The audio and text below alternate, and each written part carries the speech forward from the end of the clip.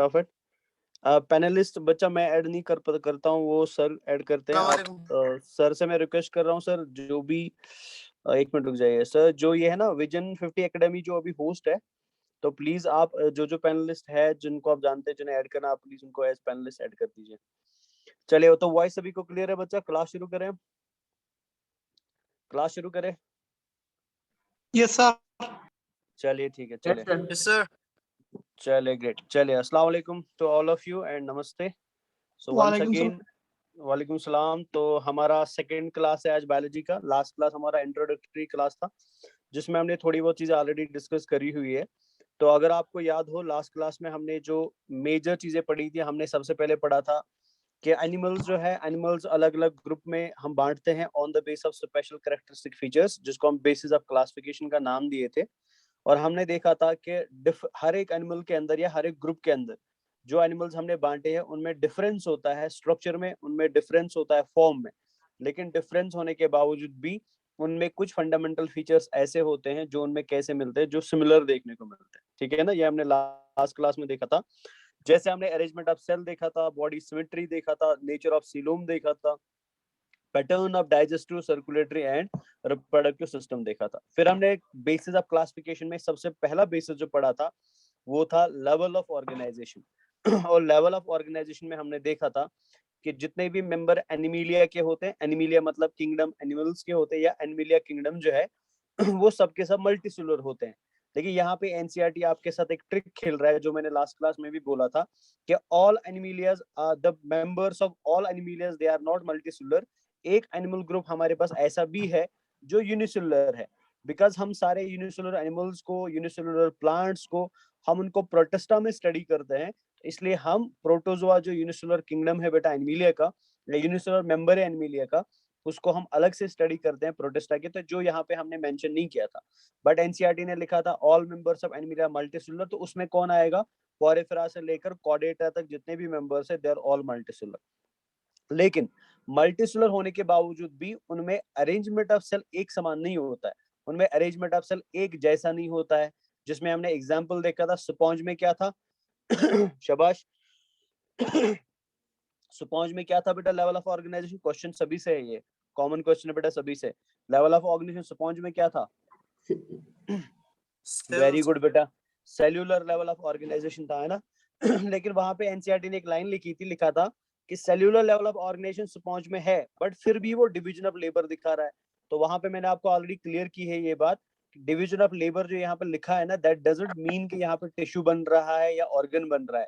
यहाँ पे division of labour coordinated cells नहीं दिखा रही है, बट क्लस्टर ऑफ सेल्स दिखा रही है। तो बिकॉज वो क्लस्टर ऑफ सेल है जिसमें कोऑर्डिनेशन नहीं है, इसलिए हम उसको टिश्यू नहीं मान सकते। ये मैं कल वाला थोड़ा रिवीजन करा रहा हूँ आपको।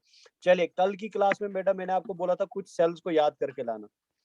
ठीक है? मैं हमेशा, मेरा पढ़ाने का बेटा यही शेड्यूल है कि मैं हमेशा पुराना पूछ लेता हूँ सबसे पहले। चले, मैं सबसे पहले महफूज से शुरू करता हूँ। महफूज बर भुइया। तो मेरे को बता बेटा फटाफट, पिनाकोसाइट का काम क्या होता है? जल्दी जल्दी लेकिन। शाबाश। सर जो ये बच्चे हैं ना जो पैनलिस्ट में ऐड होना चाहते हैं, आप प्लीज इनको, अगर है ये ऐड करने लायक तो आप इनके ऐड कर दीजिए प्लीज। विजन 50 एकेडमी जो है, आप इनको प्लीज ऐड कर दीजिए। हाँ महफूज, जल्दी जल्दी बताओ बेटा, पिनाकोसाइट का काम क्या था फटाफट, और अपना माइक बाद में ऑफ कर देना।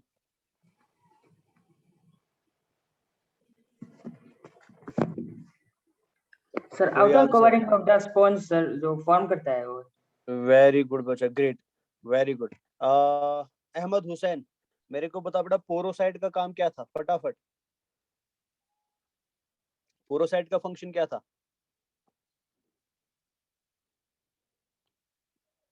कोई आंसर नहीं। चलिए, अनन्या मेरे को बता बेटा कि एमोबोसाइट का काम क्या है? वॉइस तो आ रहा है ना सभी को? Sir, amoebocyte delivers nutrients to the cell and differentiate into other cell types. Very good बच्चा। इसके अलावा हमने सिक्लेरोसाइट देखा था जो सिलिका स्पाइक्यूल्स बनाता है। कोनोसाइट देखा था जो अंदर वाली लेयर को बनाता है, जिसको हम कोनोडर्म आगे नाम दे देंगे, जो फूड को रिसीव करता है। लोफोसाइट है, कोलिनोसाइट की बात करी थी जो कोलेजन को सिक्रीट करता है। वेरी गुड बेटा, लग रहा है मेरे को आप लोग पढ़ रहे हो, ग्रेट। फिर हमने सिलेंड्रेटा की बात करी थी जिसमें हमने टिश्यू लेवल ऑफ ऑर्गेनाइजेशन देखा था। फ्लैट हेलमन था हमें organ level and organ system, but उसका कंफ्यूजन मैंने क्लियर किया था। एग्जाम में अगर क्वेश्चन आएगा आपको कब ऑर्गन लगाना है एंड आप कब ऑर्गन सिस्टम लगाना है। फिर हमने Annelida, Arthropoda, Mollusca, echinoderm and chordate में देखा था कि उनमें organ system level of organization देखने को मिलता है, जहां पर हमने बेटा कुछ ऑर्गन सिस्टम्स की बात भी करी थी जो आपने ऑलरेडी याद किया होगा, तो उसको मैं ज्यादा भी नहीं पूछूंगा। फिर फाइनली हम पहुंचे थे डाइजेस्टिव सिस्टम पे, और डाइजेस्टिव सिस्टम में मैंने आपको बोला था कि डाइजेस्टिव सिस्टम में अगर किसी एनिमल के पास माउथ भी प्रेजेंट है और एनएस भी प्रेजेंट है, माउथ इंजेक्शन के लिए रख रहा है वो, और एनएस डेफिकेशन या इजेक्शन के लिए रख रहा है, खाना अंदर लेने के लिए उसके पास माउथ है, एंड वेस्ट मटेरियल को बेटा बॉडी से रिमूव करने के लिए उसके पास एक एनस प्रेजेंट है।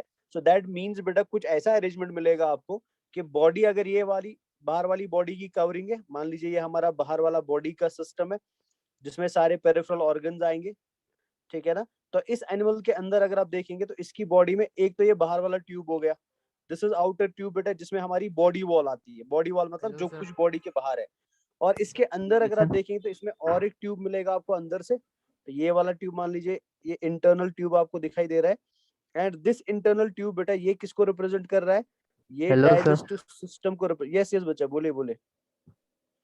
Sir, can't yes hear you. बच्चा, सभी को मेरा वॉइस आ रहा है कि किसी एक को नहीं आ रहा है? बाकियों को वॉइस आ रहा है? आ रहा है सर, आ रहा है। तो फिर बच्चा आपका कोई नेटवर्क का आ इशू रहा है, आ होगा, रहा है सर। आप प्लीज उसको करेक्ट करवाइए। चलिए वापस आ रहा हूँ मैं। तो यहाँ पे आपको क्लियरली क्या दिखाई दे रहा है कि ये तो बॉडी वॉल हो गया, ठीक है। बॉडी वॉल का मतलब आउटर पार्ट है बॉडी बेटा, जिसमें हमारा स्केलेटल सिस्टम आएगा, हमारी बाहर की मसल्स आएंगी, हमारी बाकी जो भी ऑर्गन्स है वो सब आएंगे।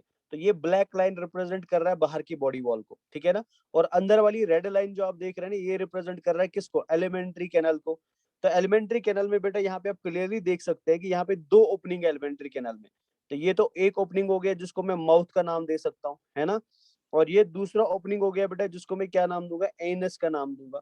So there is one opening called as mouth, there is another opening called as anus. So such digestive system बेटा जिसमें एक साइड से माउथ हो और दूसरे साइड से एनस हो, इसको हम क्या बोलते हैं, this is called as complete digestive system बेटा, ठीक है ना। लेकिन अगर मैं ऐसा करूं कि इसकी एक ओपनिंग को हम क्लोज कर देते हैं, मान लीजिए ये मैंने बंद कर दिया यहाँ से, दिस ओपनिंग इज क्लोज बेटा।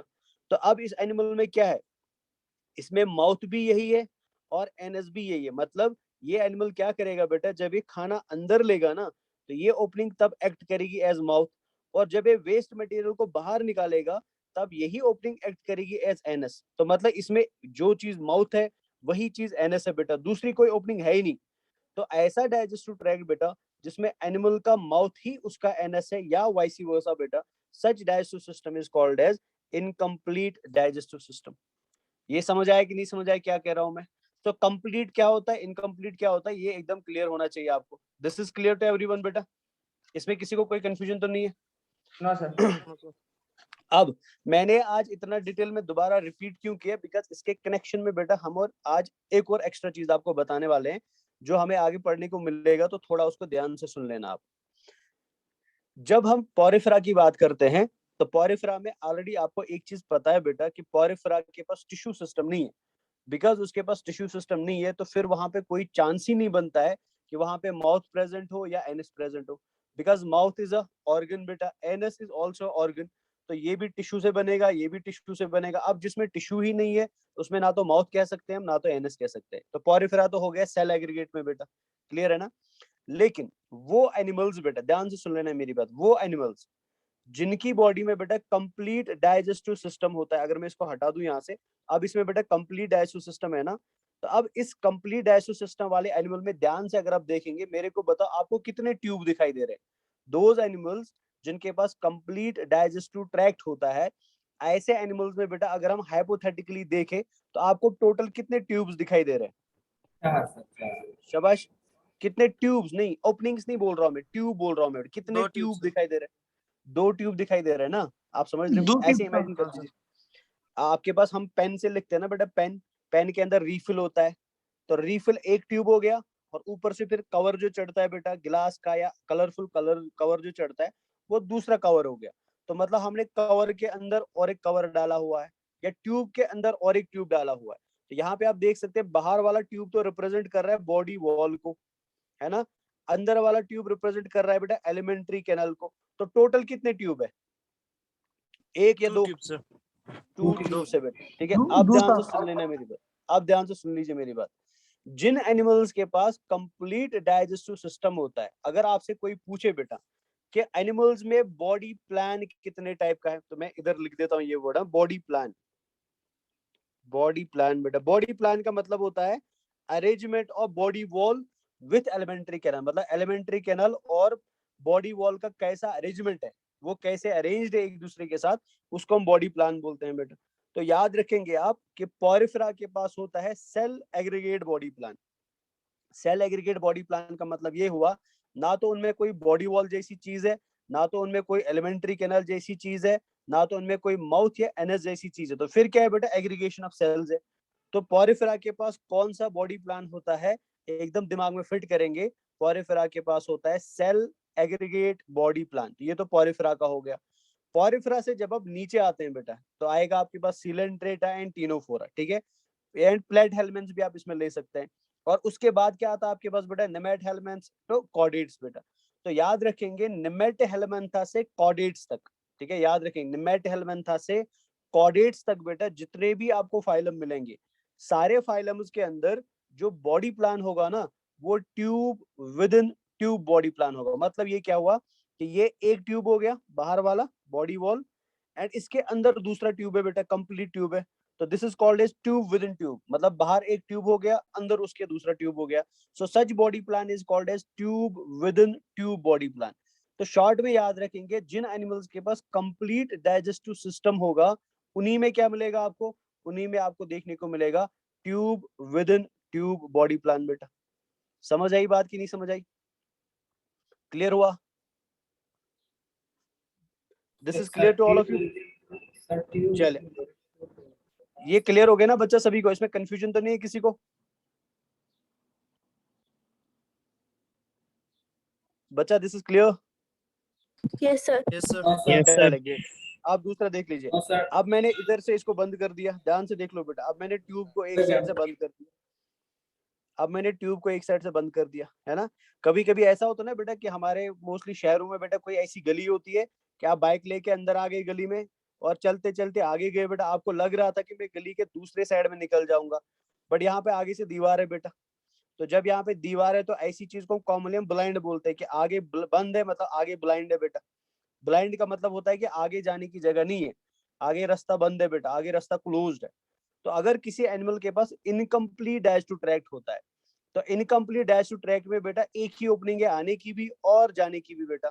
सो सच बॉडी प्लान जिसमें आने और जाने की एक ही ओपनिंग हो, माउथ एंड एनस कॉमन हो बेटा, ऐसे बॉडी प्लान को हम बोलते हैं blind sac body plan.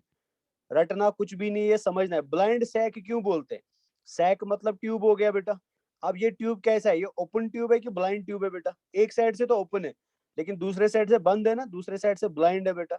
So such body plan is called as blind sac body plan. Clear हुई बात की नहीं हुई? तो कितने तरीके के बॉडी प्लान है टोटल, फटाफट बताओ, जल्दी जल्दी रिप्लाई एकदम फटाफट मिलना चाहिए बेटा। कितने तरीके के बॉडी प्लान है? 3 सर। 3 तरीके के। पहला कौन सा था? शाबाश। और नोट्स में बेटा आपको नेक्स्ट क्लास में चेक करूंगा, ठीक है। पहला कौन सा है? Cell aggregate very good. दूसरा कौन सा हो गया? tube with blind sac. And तीसरा कौन सा हो गया बेटा? Tube within tube. within बेटा शॉर्ट tube. में मैंने TWT लिख दिया, है ना। सेल एग्रीगेट बॉडी प्लान किसमें है? चलो Cell पोरिफेरा aggregate किसमें है? Porifera. पोरिफेरा में। वेरी गुड बेटा। ब्लाइंड सैक किसमें है? सर शाबाश। Coelenterata and Ctenophora Coelenterata, Ctenophora and Platyhelmintha. Plate. Because ध्यान से देख लो बेटा, यहाँ पे क्या लिखा है? Plate helmintha has only single opening, मतलब प्लेट हेलमेंथा में इनकम्प्लीट डैश टू ट्रैक्ट है। जिसमें इनकम्प्लीट डैश टू ट्रैक्ट होगा उसी में ब्लाइंड सैक भी होगा बेटा, है ना। दोनों में से आपको दोनों को याद रखने की जरूरत नहीं है, एक का एग्जाम्पल याद रखेंगे, ऑटोमेटिकली दूसरा स्ट्राइक करना चाहिए दिमाग में। थर्ड कौन सा है बेटा? Tube within tube. तो एग्जाम्पल बता ट्यूब विद इन ट्यूब की। Tube within tube sir example क्या आएगा इसका बेटा? शाबाश। एग्जाम्पल आएगा निमेट हेलमेंथा टू प्लेटीहेलमिंथा कॉर्डेटा बेटा। समझ कॉर्डेटा आया ना बच्चा? सबने लिख दिया? क्लियर हो गया ये? चलिए अब यहाँ पे क्या लिखा है, no digestive tract and incomplete digestive tract, मतलब इनमें डाइजेस्टिव ट्रैक्ट है ही नहीं और इनमें इनकम्प्लीट है बेटा। तो डाइजेशन इज कंप्लीट, ये यहाँ पे इंपॉर्टेंट लाइन लिखे। आगे मैं इसको दोबारा एक्सप्लेन करूंगा जब पोरिफेरा अलग से पढ़ेंगे, बट यहाँ पे याद रखें पोरिफेरा में डाइजेशन इंट्रासेल्यूलर होता है। इंट्रासेल्यूलर का मतलब क्या हुआ बेटा, विद इन द सेल। अब विद इन द सेल का मतलब क्या हुआ कि पोरिफेरा के पास एक सेल पाई जाती है जो कुछ ऐसी दिखती है बेटा। मान लीजिए ये मैं सेल ऐसे बना रहा हूँ, तो ये सेल कुछ ऐसी दिखती है ना। इस सेल को हम कॉनोसाइट बोलते हैं, कॉनोसाइट बोलते हैं। तो कॉनोसाइट सेल जो है ना, इसके अंदर ही फूड को क्या किया जाता है, डाइजेस्ट किया जाता है। मतलब इसके पास कोई डाइजेस्टिव सिस्टम फूड को डाइजेस्ट करने के लिए नहीं है, डाइजेशन हो रही है बेटा सेल्स के अंदर, विद इन द सेल हो रही है। So such digestion is called as intracellular digestion. तो डाइजेशन के लिए कोई सिस्टम नहीं बना बेटा, कोई ऑर्गन नहीं बना, बट सेल्स जो है, सेल्स के अंदर ही डाइजेशन हो रहा है, इसलिए इसको इंट्रासेल्यूलर डाइजेशन बोलते हैं। अब सेल अगर कोई सॉलिड चीज खाती है, that is called as phagocytosis. मान लीजिए फॉर एग्जांपल कॉनोसाइट ने बेटा फूड का पार्टिकल खा लिया, तो इस फूड के पार्टिकल खाने को हम फैगोसाइटोसिस बोलते हैं। अगर सेल खा रही है तो सेल्स भी बेटा मटेरियल्स खाती है, सेल्स भी चीजें खाती है जैसे हम खाते हैं।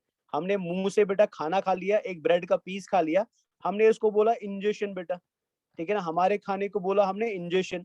हमने पानी पिया बेटा, तो हमने उसको बोला ड्रिंकिंग, है ना, it is called as drinking. But अगर यही खाना एक अकेली सेल खाए, तो इस खाने को हम बोलते हैं फैगोसाइटोसिस बेटा। तो जब cell, single cell solid food खाती है, जैसे हम खाते हैं पिज्जा वीजा, तो वैसी खाने की प्रोसेस को in case of a single cell is called as phagocytosis बेटा। This is called as phagocytosis. अब सेल खाली खाएगी नहीं बेटा, कभी कभी ये पानी भी पिएगी। तो अगर सेल ने कोई लिक्विड मटेरियल अंदर लिया है बेटा, जैसे हम पानी पीते हैं, तो सेल ने भी पानी पिया, that process is called as pinocytosis बेटा, that is called as pinocytosis. तो याद रखेंगे ये, ठीक है ना। ब्रोकन डाउन पे, अब ये खाना जो सेल के अंदर आया है, अब इस खाने को अंदर कौन तोड़ेगा। इनके पास तो हमारी तरह स्टोमक, हमारी तरह टीथ, हमारी तरह इंटेस्टाइन तो है नहीं, तो फिर इसे कौन तोड़ता है, इसको तोड़ती है कुछ सेल ऑर्गेनेलिज बेटा, जिनको हम क्या बोलते हैं, लाइसोसोम्स बोलते हैं। लेकिन जिनके पास इनकम्प्लीट डाइजेस्टिव ट्रैक्ट होता है, उनमें क्या होता है बेटा, उनमें एक कैविटी होती है जिसको हम गैस्ट्रोवेस्कुलर कैविटी बोलते हैं। मतलब अगर आप हाइड्रा को देखेंगे, जैसे मैं हाइड्रा यहाँ पे बना लूं ऐसे, तो ये हाइड्रा अगर आप देखेंगे ना, तो हाइड्रा की बॉडी में बेटा अंदर से एक कैविटी होगी जहाँ पे डाइजेशन किया जाता है। जैसे हमारे स्टोमक में होता है, तो यहाँ पे इस कैविटी में डाइजेशन होता है। This cavity is called as gastrovascular cavity. इसको हम प्रॉपर्ली बेटा सिलेंट्रेटा में देखेंगे। और डाइजेशन कैसी होती है बेटा, एक्स्ट्रा सेल्यूलरली होती है। मतलब फूड को हम गैस्ट्रोवेस्कुलर कैविटी में तोड़ते हैं, और तोड़ने के बाद बेटा फूड को कहाँ पे भेजेंगे, सेल्स के अंदर भेजेंगे। तो शुरुआत तो होती है डाइजेशन की एक्स्ट्रा सेल्यूलरली, बट डाइजेशन खत्म कहाँ पे होता है बेटा, इंट्रा सेल्यूलरली होता है। जैसे हमारी बॉडी में होता है, हमने ब्रेड का पीस खा लिया, स्टोमक के अंदर वो डाइजेस्ट हुआ, स्मॉल इंटेस्टाइन के अंदर वो डाइजेस्ट हुआ, तो मतलब शुरुआत डाइजेशन की गैस्ट्रोवेस्कुलर सिस्टम या एलिमेंट्री कैनाल के अंदर हुआ। लेकिन एक बार हमने यहाँ से फूड तोड़ दिया, फिर उसको एब्जॉर्ब किया जाता है, एब्जॉर्ब करने के बाद ब्लड में भेजा जाता है, ब्लड में भेजने के बाद हर एक सेल के अंदर भेजा जाता है, और फिर सेल के अंदर क्या होता है बेटा, रेस्पिरेशन होता है। तो शुरुआत तो डाइजेशन की हमारी बॉडी में भी कहाँ पे हो रहा है बेटा, स्टोमक एंड इंटेस्टाइन के अंदर हो रहा है, लेकिन खत्म कहाँ पे हो रहा है, इनसाइड द सेल हो रहा है। सेम कहाँ पे देखने को मिलेगा, जिनके पास इनकम्प्लीट डाइजेस्टिव ट्रैक्ट होता है या जिनके पास कंप्लीट डाइजेस्टिव ट्रैक्ट होता है। क्लियर हो गया बच्चा ये? सो ये थोड़ा सा हमारा कल डिस्कशन रह गया था, अभी हम डिस्कशन को आगे बढ़ा देते हैं। जहां जहां कंफ्यूजन लगे लिख के रख देना बेटा, और सर एंड पे मैंने जैसे कल 10 मिनट दिए, मैं आगे फिर से 10 मिनट दूंगा, वहां पे डिस्कशन दोबारा से करेंगे। चले, यस यस यस, बोलिए बच्चा, व्हाट इज फटाफट बोल। Sir gastrovascular cavity sir. Gastrovascular cavity नहीं, ये देख लो बेटा, ध्यान से देख लेना। मैं यहाँ पे एक हाइड्रा बना रहा हूँ, ये हाइड्रा है हमारा,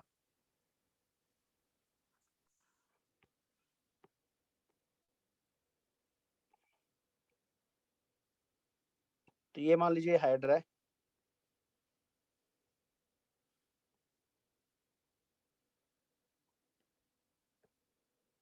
तो ये हाइड्रा की बॉडी है। अब हाइड्रा की बॉडी के अंदर बेटा एक कैविटी होगा ऐसे,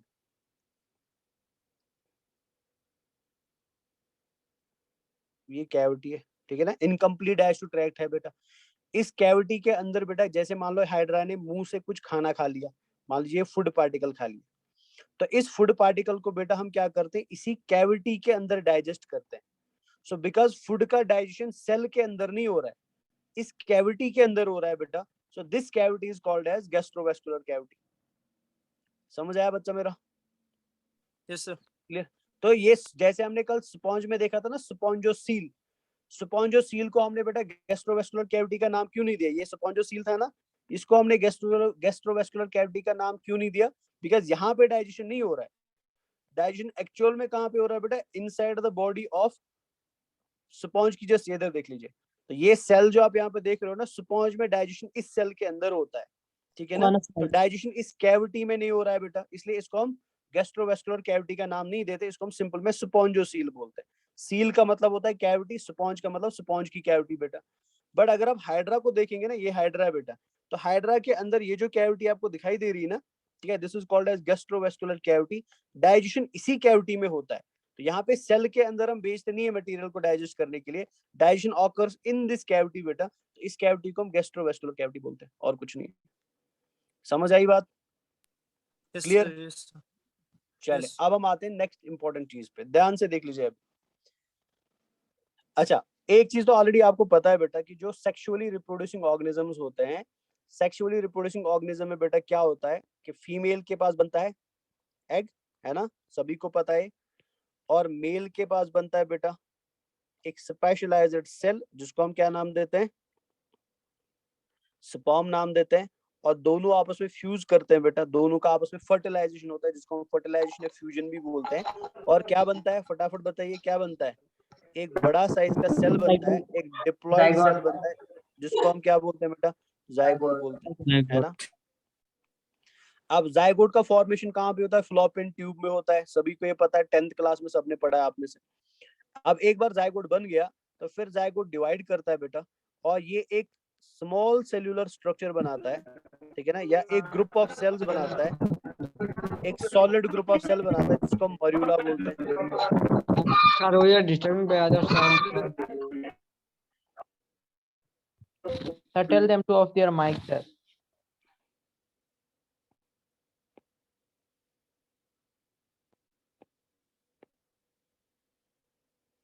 नवनीता प्लीज बच्चा अपना माइक ऑफ करके रख दो प्लीज। चलिए अभी देख लीजिए इधर, तो ये मर्यूला बन गया बेटा, ठीक है ना, मलबरी के जैसा होता है, इसलिए इसको मर्यूला बोलते हैं। फिर मर्यूला आगे जाके बेटा कन्वर्ट हो जाता है और एक स्ट्रक्चर में जो टेनिस बॉल के समान होता है। टेनिस बॉल बचपन में सबने खेला है ना बच्चा। टेनिस बॉल की प्रॉपर्टी क्या होती है कि वो अंदर से खाली होती है और बाहर से उसमें क्या होता है बेटा? प्लास्टिक का कवर रहता है। तो यहाँ पे टेनिस बॉल लाइक स्ट्रक्चर बन जाता है। So this tennis ball like structure is called as blastula. ध्यान से सुन लेना मेरी बात, मैं क्या कहना चाहता हूँ। This is called as blastula. अब ब्लास्टुला के अंदर जो आपको एक खाली जगह दिखाई दे रही है, this is called as blastocoel बेटा, इसको ब्लास्टोसील बोलते हैं, ठीक है ना। अब फिर कुछ और दिन गुजर जाते हैं बेटा, ये ब्लास्टोसिस्ट क्या हो जाता है, ये कन्वर्ट होता है बेटा और एक स्ट्रक्चर के अंदर, और जो स्ट्रक्चर कुछ ऐसे दिखने लगता है, ध्यान से देख लेना।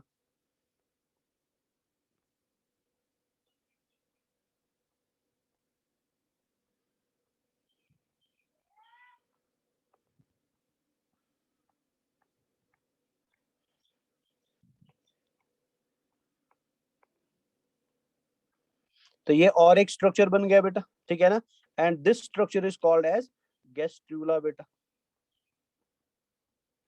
This is called as gastrula. और गैस्ट्रूला में आपको यहाँ पे क्लियरली एक ओपनिंग दिखाई दे रही है, तो ये ओपनिंग को मैं ग्रीन कलर कर देता हूँ, and this opening is called as blastopore बेटा।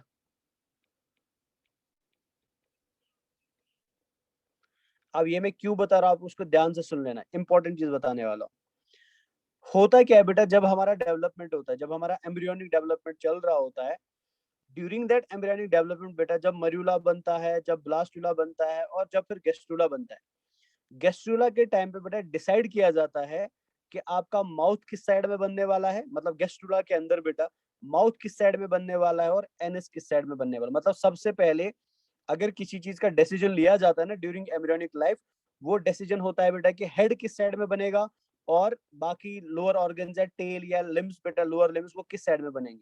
अब वो डिसाइड करने के लिए हमें सबसे पहले माउथ को बनाना पड़ता है और दूसरे साइड में एनएस का रिप्रेजेंटेशन करना पड़ता है। तो वो माउथ किस साइड में बनेगा और वो एनएस किस साइड में बनेगा, या पोर ऑफ माउथ कहाँ पे बनेगा या पोर ऑफ एनएस कहाँ पे बनेगा, वो डिसीजन कहाँ पे लिया जाता है? गैस्ट्रुला फॉर्मेशन के टाइम पे लिया जाता है। ये समझ आई यहाँ तक? अब गैस्ट्रुला फॉर्मेशन में ध्यान से सुन लेना, गैस्ट्रुला फॉर्मेशन में बेटा अगर ब्लास्टोपोर बेटा सबसे पहले कन्वर्ट हुआ माउथ के अंदर, सुन लेना ध्यान से, अब एम्ब्रियोनिक लाइफ के या एम्ब्रियोनिक डेवलपमेंट के टाइम पे अगर ब्लास्टोपोर सबसे पहले कन्वर्ट हुआ माउथ के अंदर, ऐसे एनिमल्स को बेटा जिनमें ब्लास्टोपोर माउथ बन जाता है, जिनमें ब्लास्टोपोर कन्वर्ट होता है बेटा इनटू द माउथ, ऐसे एनिमल्स को हम नाम देते हैं प्रोटोस्टोम्स बेटा। एनसीईआरटी में नहीं है बट एग्जाम में ये क्वेश्चन देखने को मिलेगा आपको बेटा। Such animals are called as protostomes बेटा। क्लियर है ना? अब मान लीजिए कि किसी एनिमल के अंदर ब्लास्टोपोर माउथ नहीं बना, तो अगर ब्लास्टोपोर माउथ नहीं बना तो फिर ये क्या बनेगा? ऑफ कोर्स बेटा ये फिर एनएस में कन्वर्ट होगा। मतलब ब्लास्टोपोर बेटा डायरेक्टली कन्वर्ट किस में हुआ? एनएस में कन्वर्ट हुआ। फिर माउथ कहाँ से बनेगा? माउथ किसी और जगह से बनेगा, ठीक है, बट माउथ ब्लास्टोपोर से नहीं बना बेटा। माउथ एनएस ब्लास्टोपोर से, माउथ ब्लास्टोपोर से नहीं बना बेटा, माउथ किसी और जगह से बनेगा और ब्लास्टोपोर कन्वर्ट हो गया खुद एनएस के अंदर बेटा। सो सच एनिमल्स जिनमें गैस्ट्रुला का ब्लास्टोपोर कन्वर्ट हो रहा है बेटा एनएस के अंदर, such animals are called as deuterostomes बेटा। इनको हम ड्यूटेरोस्टोम्स बोलते हैं। और ये एग्जाम के लिए इंपॉर्टेंट है। अब ये मत बोल देना सर एनसीईआरटी में नहीं है, ये नहीं है, वो नहीं है। ये मैं बोल रहा हूं तो आपको फॉलो करना पड़ेगा मेरे कमांड को, ठीक है ना?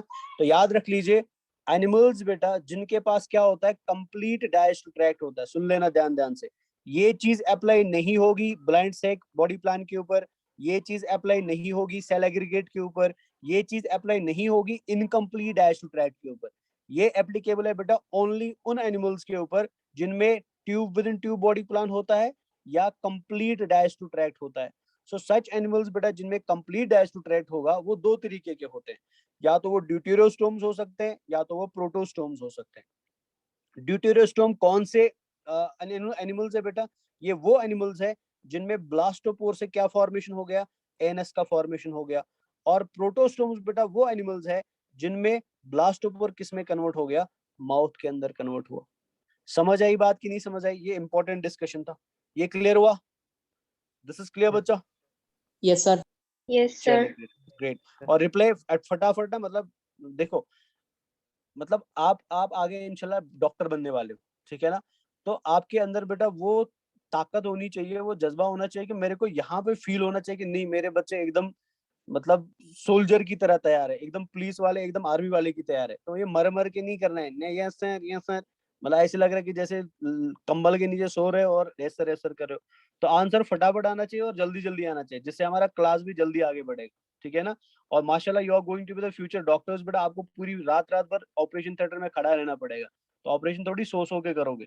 तो अभी से अपने अंदर वो एनर्जी लाओ, वो पावर लाओ कि आपको 2 साल खुद को पीसना पड़ेगा और तब जाके इंशाल्लाह बेटा आपका ड्रीम पूरा होगा और हमारा भी आपके साथ ड्रीम पूरा होगा। चलिए मैं वापस आता हूँ। तो हमने बात करी कंप्लीट डाइजेस्टिव सिस्टम की। कंप्लीट डाइजेस्टिव सिस्टम में हमने देखा एनिमल 2 प्रकार के होते हैं, one is called as deuterostome and other is called as protostome बेटा, है ना? ड्यूटेरोस्टोम कौन से एनिमल्स है? फटाफट एक बार बता दो मेरे लिए, मैं भूल गया। शबाश, जल्दी जल्दी। ड्यूटेरोस्टोम्स कौन से एनिमल्स है? ब्लास्टोपोर एनएस में जो कन्वर्ट होते हैं। वेरी गुड बच्चा। एंड प्रोटोस्टोम्स कौन होते हैं? सर जो माउथ में कन्वर्ट होता है। वेरी गुड बच्चा। चलो चलो, 2-3 तो आवाजें मेरे को सुनाई दे रही है, दिस इज गुड। बाकी मेरे को लग रहा है सो रहे हैं। चलो ग्रेट, अब आगे बढ़ते हैं। अब आपको क्या करना है एग्जाम में बेटा, या तो आपसे क्वेश्चन पूछा जाएगा प्रोटोस्टोम क्या है और ड्यूटेरोस्टोम क्या है, कॉमन क्वेश्चन है एग्जाम का, बहुत बार पूछा गया है। या आपसे क्वेश्चन पूछा जाएगा example of protostome and example of deuterostome बेटा, ठीक है ना? तो सबसे पहले हम देख लेते हैं प्रोटोस्टोम में कौन कौन आता है। चलो आइडिया लगा लो बेटा, मैं एग्जाम्पल नहीं बताऊंगा बिकॉज मैं रटाना नहीं चाहता आपको कि आपको हर जगह रटना पड़े। एग्जाम्पल बताओ प्रोटोस्टोम का फटाफट, मैं देखना चाहता हूँ आपका दिमाग कितना तेज है। Humans, sir. Cat. अरे ओवरऑल एग्जाम्पल बताए, ही मैन सर, कंप्लीट एग्जाम्पल बताओ ना। कौन कौन सा फाइलम प्रोटोस्टोम में आएगा? Chordata. और देखो जो इंटेलिजेंट बच्चा होता है ना, जो दिमाग खोल के क्लास में बैठता है, उसका आंसर बेटा एकदम सिंपल होता है। सर वही एनिमल प्रोटोस्टोम में आएंगे जिनके पास क्या है, शाबाश, जिनके पास क्या है, के पास sir digestive tract sir full है, मतलब complete digestive tract, complete tract है बेटा। तो इसमें रटने वाली बात ही नहीं है ना, यस सर। समझ आया ना। तो कंप्लीट डाइजेस्टिव ट्रैक्ट किसके पास था, निमेट आर्थ्रोपोड, हेल्मेंथ्स के मोलस्का। पास था। Annelida. नहीं, हम निमेट हेल्मेंथा से ही शुरू करेंगे। निमेट हेल्मेंथ्स के पास था, शाबाश। एनालीड्स के पास था, Annelid. Arthropoda. मोलस्का, आर्थ्रोपोड्स के पास था, Mollusca. मोलस्क के पास था, Chordata. Hemichordata. और कॉर्डेटा के पास, हेमिकोडेटा, कॉर्डेटा के पास था, है ना, और हेमिकॉर्डेटा के पास। Hemichordata. समझ आया ना, दे आर ऑल प्रोटोस्टोम्स बेटा। अब मेरे को बता, हम प्रोटोस्टोम है कि ड्यूटेरोस्टोम है, फटाफट। Protostomes. प्रोटोस्टोम्स है बेटा, ठीक है। और ड्यूटेरोस्टोम में कौन आते हैं, ड्यूटेरोस्टोम में बेटा, अच्छा यहाँ पे एक चीज कर लेना, यहाँ पे थोड़ा सा इधर देख लीजिए। हेमिकॉर्डेटा इधर नहीं आएगा, ये याद रख लेना। हेमिकॉर्डेटा बेटा ड्यूटेरोस्टोम में आता है, यहाँ पे याद रख लीजिएगा प्लीज। हेमिकॉर्डेटा ड्यूटेरोस्टोम में आता है, इकाइनोडर्मेटा भी ड्यूटेरोस्टोम में आता है, क्यों sir?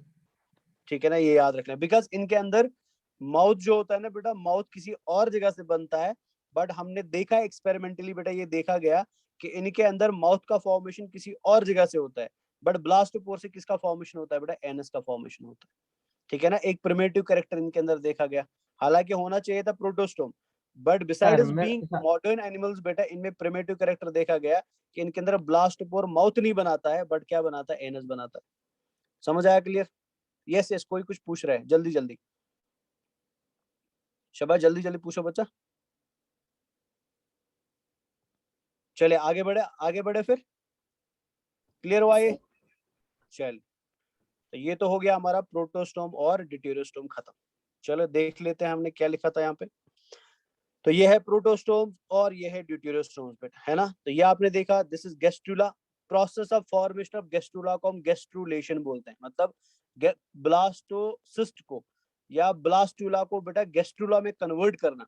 So this process of conversion of blastula to gastrula is called as gastrulation बेटा, ठीक है ना। तो गैस्ट्रुलेशन में आप यहाँ पे देख सकते हैं ब्लास्टोपोर दिखाई दे रहा है, और इनमें ब्लास्टोपोर से क्या बन रहा है, माउथ बन रहा है, इसलिए इनको हम क्या बोलेंगे, प्रोटोस्टोम्स बोलेंगे बेटा।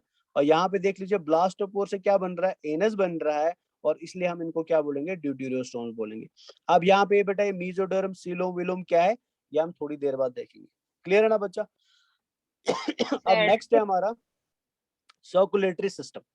अब सर्कुलेटरी सिस्टम आपको सबसे पहले सभी को पता है, सर्कुलेटरी सिस्टम का काम क्या होता है बेटा। सर्कुलेटरी सिस्टम का काम होता है बॉडी के फ्लूइड को, चाहे वो ब्लड हो या ब्लड के अलावा प्लाज्मा हो बेटा, उसको क्या कराना, सर्कुलेट कराना इनसाइड द बॉडी, ताकि उस फ्लूइड के अंदर जो ऑक्सीजन है, जो कार्बन डाइऑक्साइड है, जो फूड मटेरियल्स है, वो प्रॉपरली बेटा हर एक सेल, हर एक टिश्यू या हर एक ऑर्गन के पास पहुंच जाए।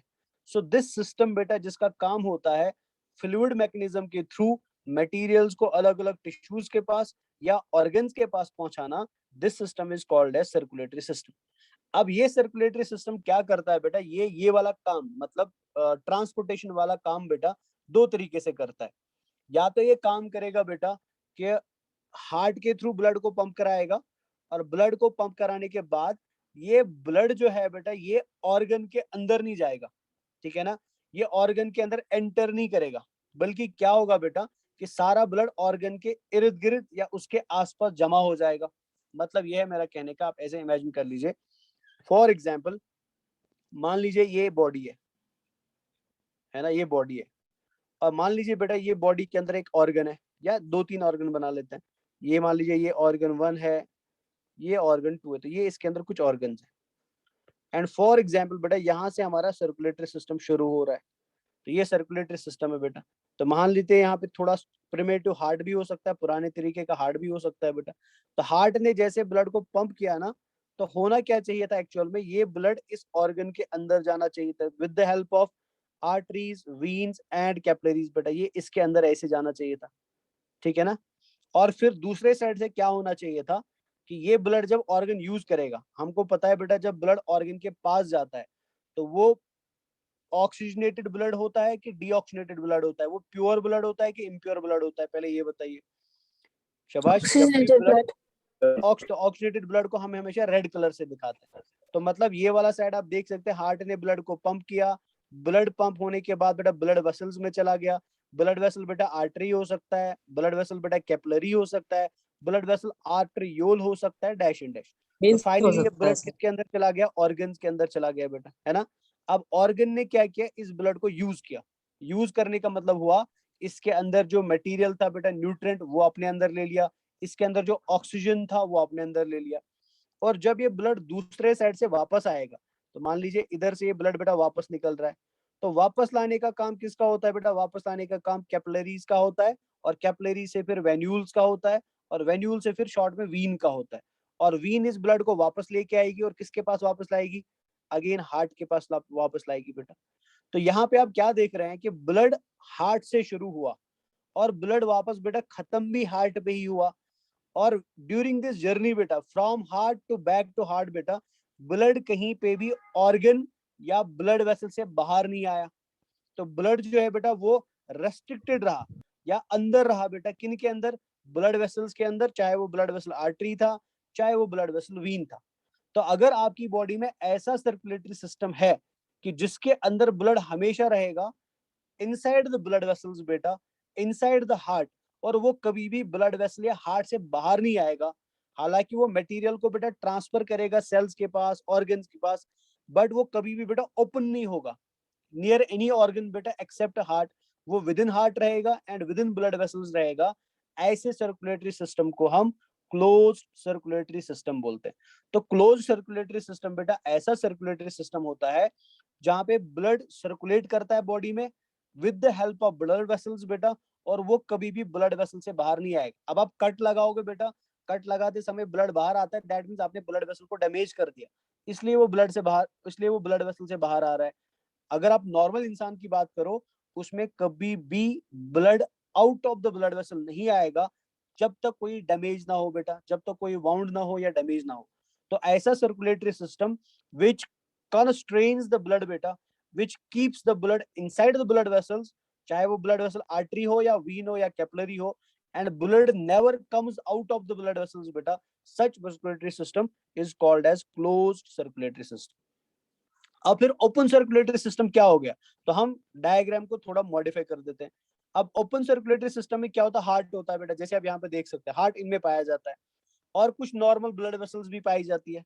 अब यहाँ से क्या होता है बेटा, जैसे ब्लड वेसल से मतलब हार्ट से निकलेगा पंप होके ब्लड वेसल में आएगा ना, तो ब्लड वेसल से निकलते ही बेटा हार्ट का ब्लड जो है वो फिल करता है बेटा इन गैप्स को, जो आप गैप्स देख रहे हैं यहाँ पे, इन गैप्स को फ्लो फिल करता है।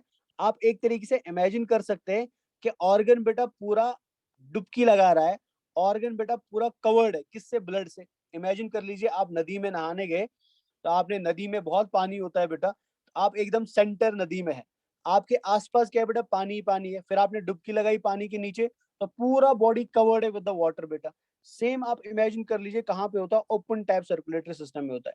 अगर ये बॉडी का कोई ऑर्गन है ना, तो यहाँ पे ब्लड बेटा ऑर्गन के अंदर नहीं आ रहा है, ठीक है ना।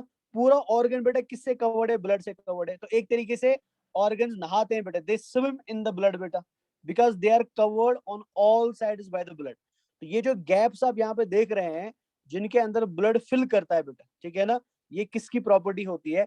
ये प्रॉपर्टी होती है ओपन टाइप सर्कुलेटरी सिस्टम की। समझ आया ना? तो ओपन टाइप सर्कुलेटरी सिस्टम में हार्ट से ब्लड निकलेगा और डायरेक्टली बेटा इन गैप्स के अंदर जाएगा, और इन गैप्स के थ्रू बेटा ब्लड जो है वो सारे ऑर्गन्स को कवर करेगा, मतलब एक तरीके से बाथ करेगा बेटा। The organs will bath in the blood बेटा, कुछ बुक्स में ऐसा लिखा होता है। बात करने का मतलब यह है कि सारे ऑर्गन्स कवर्ड है विद द ब्लड, कोई ब्लड वेसल नहीं है, कोई कैपिलरी नहीं है, कोई कुछ नहीं है बेटा। और जब ये ब्लड ये ऑर्गन्स यूज करेंगे, मतलब इनसे न्यूट्रिएंट निकालेंगे डिफ्यूजन की वजह से, इनसे ऑक्सीजन निकालेंगे डिफ्यूजन की वजह से, अगेन ये डीऑक्सीनेटेड ब्लड बेटा वापस हार्ट में आएगा। हार्ट से आके बेटा स्पाइरिकल से, जब हम आगे पढ़ेंगे स्पाइरिकल्स का नाम, स्पाइरिकल्स क्या होती है, अगेन ये ऑक्सीनेटेड बनेगा और अगेन पंप करके बेटा कहाँ पे आएगा? इन गैप्स में आ जाएगा बेटा। So this circulatory system is called as open type circulatory system. Clear हुआ कि नहीं हुआ बेटा? ओपन एंड क्लोज क्या होता है? Yes sir. तो open type circulatory system in which blood is pumped out of the heart. तो हार्ट तो यहाँ पे प्रेजेंट होता है, कहीं कहीं पे 13 हार्ट्स मिलेंगे, कहीं पे 6 हार्ट्स मिलेंगे, हार्ट तो होता है। out of the heart and the cells and tissues are directly bathed in it बेटा। तो ये पॉइंट इंपॉर्टेंट है। तो ओपन सर्कुलेटरी सिस्टम में ब्लड हार्ट से बाहर आया और डायरेक्टली कहाँ पे गया बेटा, टिश्यूज या ऑर्गन्स के आसपास गया। तो all the tissues and organs they are bathed in the blood is called as open type circulatory system। and closed type में क्या होता है बेटा, in which blood is circulated through a series of vessels बेटा of varying diameter। मतलब क्या है इसका कि जैसे कैपिलरी का डायमीटर बेटा कम होगा आर्टरी के डायमीटर से, आर्टरी का डायमीटर कम होगा बेटा वीन के डायमीटर से, तो इनमें डायमीटर का डिफरेंस होता है। लेकिन ये ब्लड वेसल जो होती है वो आर्टरी हो सकती है, वीन हो सकती है, कैपिलरी हो सकती है, और ब्लड हमेशा इन्हीं के अंदर रहेगा। This type of circulatory system is called as closed type circulatory system. समझ आया कि नहीं समझ आया? ओपन टाइप क्या होता है, क्लोज टाइप क्या होता है, ये क्लियर हो गया? Yes, sir. Yes, sir. अब यहाँ पे अब आप डायग्राम में भी थोड़ा देख सकते हैं बेटा, इधर देख लीजिए डायग्राम में। तो ये आपको एक इंसेक्ट दिखाई दे रहा है, तो ये इसके हार्ट है बेटा। ये जो आप यहाँ पे देख रहे हैं ये इनको हम ट्यूब्यूलर हार्ट्स बोलते हैं। 3 हो गए, 4 हो गए, 5 हो गए, 6 हो गए, तो ये अलग अलग हार्ट्स है। तो क्या होगा बेटा, ब्लड इधर से निकल रहा है, मतलब इन ब्लड वेसल से ब्लड निकल रहा है और कहाँ पे आ रहा है, बॉडी की कैविटी में आ रहा है बेटा। ये बॉडी की कैविटी है। अब कैविटी तो खाली नहीं होगी, यहाँ पे बहुत सारे ऑर्गन्स होंगे, तो ब्लड बेटा डायरेक्टली इन सारे ऑर्गन्स को कवर करेगा, मतलब इनको बेटा पूरा अपने अंदर बात करेगा। अब एक बार हमने ये ब्लड यूटिलाइज कर लिया, इससे मटेरियल निकाले, तो वापस ये ब्लड कहाँ जाएगा, हार्ट्स में ही जाएगा बेटा। और अगेन इस साइड से क्या किया जाता है, पंप किया जाता है। तो यहाँ पे आप देख सकते हैं ब्लड हमेशा, हालांकि इस वाले एरिया में तो ब्लड वेसल के अंदर है, बट जब ब्लड इधर आ रहा है बेटा, यहाँ पे तो कोई ब्लड वेसल नहीं है, तो ब्लड बेटा डायरेक्टली किन के अंदर है, बॉडी की इन गैप्स या स्पेसेस के अंदर आ रहा है, जिनको हम साइनसेस बोलते हैं। The body gaps are called as sinuses बेटा। तो जो मैंने आपको अभी बोला था ना, गैप में ब्लड जाता है, तो उन गैप्स को हम साइनसेस बोलते हैं। So this circulatory system is called as open type circulatory system. But यहाँ पे आप देख लो बेटा, यहाँ पे हार्ट आपको दिखाई दे रहा है, ये हार्ट से बेटा। अब यहाँ से ब्लड जाएगा डॉर्सल ब्लड वेसल में या वेंट्रल ब्लड वेसल में, और कहीं पे भी बेटा ब्लड इन वेसल से बाहर नहीं आएगा। तो ब्लड इधर से फ्लो करेगा, इधर से फ्लो करते करते बेटा वापस रिटर्न कहाँ से होगा, वेंट्रल ब्लड वेसल से रिटर्न होगा, और अगेन किस में आएगा, डॉर्सल ब्लड वेसल या हार्ट में आएगा। तो blood remains within the blood vessel, जैसे यहाँ पे भी रिप्रेजेंटेशन दिखाया गया है। So this is called as close type circulatory system. ठीक है ना बच्चा? तो एक बार इसको अपने नजर से एक बार देख लीजिए, इन दो डायग्राम्स को एक बार देख लीजिए समझने के लिए, फिर मैं आगे और एक डायग्राम दिखा देता हूँ।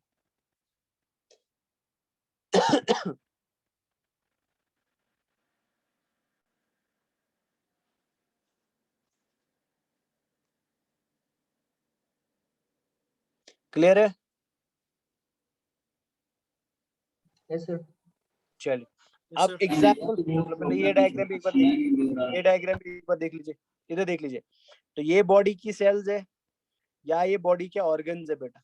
तो हार्ट ने ब्लड को पंप किया बेटा, तो ब्लड इधर से ब्लड वेसल से आया, और यहाँ पे आप देख सकते हैं ब्लड वेसल सेल्स के अंदर नहीं जा रही या ऑर्गन के अंदर नहीं जा रहे, ब्लड वेसल्स बेटा इधर ही रुक रही है। So that means they are releasing blood out from them बेटा, ताकि वो इन सेल से यूटिलाइज हो। और फिर ये बड़ी ब्लड वेसल्स क्या करेगी, ये ब्लड को कलेक्ट करेगी और वापस हार्ट में ले आएगी बेटा। तो this is open type. But यहाँ पे आप देख लीजिए बेटा, हार्ट से ब्लड गया, और ब्लड बेटा यहाँ पे भी ब्लड वेसल्स के अंदर है, जिनको हम कैपिलरीज बोलते हैं, और कैपिलरी पूरे ऑर्गन्स को कवर करती है बेटा, और यहाँ से ब्लड रिटर्न होगा, अगेन हार्ट में आएगा। So this is called as open and close type circulatory system. ठीक है ना बच्चा? तो एग्जाम्पल्स याद रखेंगे, एग्जाम्पल्स में लिख देता हूँ कहीं पे, तो यहाँ पे आप अपनी कॉपीज पे लिख देना। तो ओपन टाइप सर्कुलेटरी सिस्टम सभी को समझ आएगा, तो एग्जाम्पल लिखेंगे बेटा, फाइलम,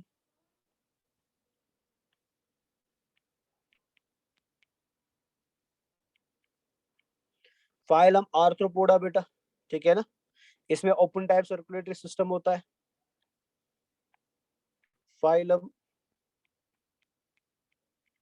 मोलस्का बेटा, इसमें ओपन टाइप सर्कुलेटरी सिस्टम होता है, एक्सेप्ट, यहाँ पे एक एक्सेप्शन है, मोलस्का की बेटा अलग अलग क्लासेस है, एक्सेप्ट सेफेलोपोडा बेटा, एक्सेप्ट सेफेलोपोडा। ठीक है ना? और सेफेलोपोडा में एग्जाम्पल, जो बेस्ट एग्जाम्पल आपको याद रखना है वो ऑक्टोपस का याद रखना है बेटा। ऑक्टोपस को सभी जानते हैं ना, सारे मोलस्क्स के अंदर open type circulatory system, every mollusc has open type circulatory system except cephalopoda. और सेफेलोपोडा में भी बेटा किसके अंदर, ऑक्टोपस के अंदर। और ऑक्टोपस जो होता है बेटा, इसके अंदर कौन सा सर्कुलेटरी सिस्टम, ये एग्जाम में क्वेश्चन पूछा गया है, इसमें Closed close type circulatory system होता है। ये एग्जाम का इंपॉर्टेंट क्वेश्चन है, प्लीज इसको याद रख लेना, ठीक है ना। इसके अलावा बेटा open type circulatory system phylum Hemichordata में होता है।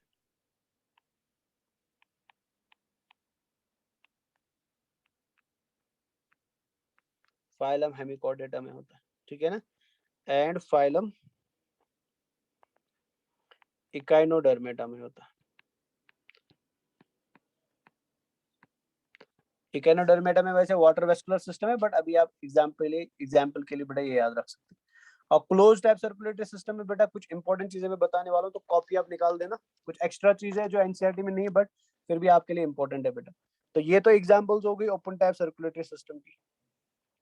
नोट्स में जल्दी चेक करने वाला तो नोट्स प्लीज साथ साथ बना लेना। अब क्लोज टाइप सर्कुलेटरी सिस्टम क्या होता है वो आप ऑलरेडी समझ गए। एग्जाम्पल्स में लिख देता हूँ यहाँ पे। एग्जाम्पल बेटा एनालिडा,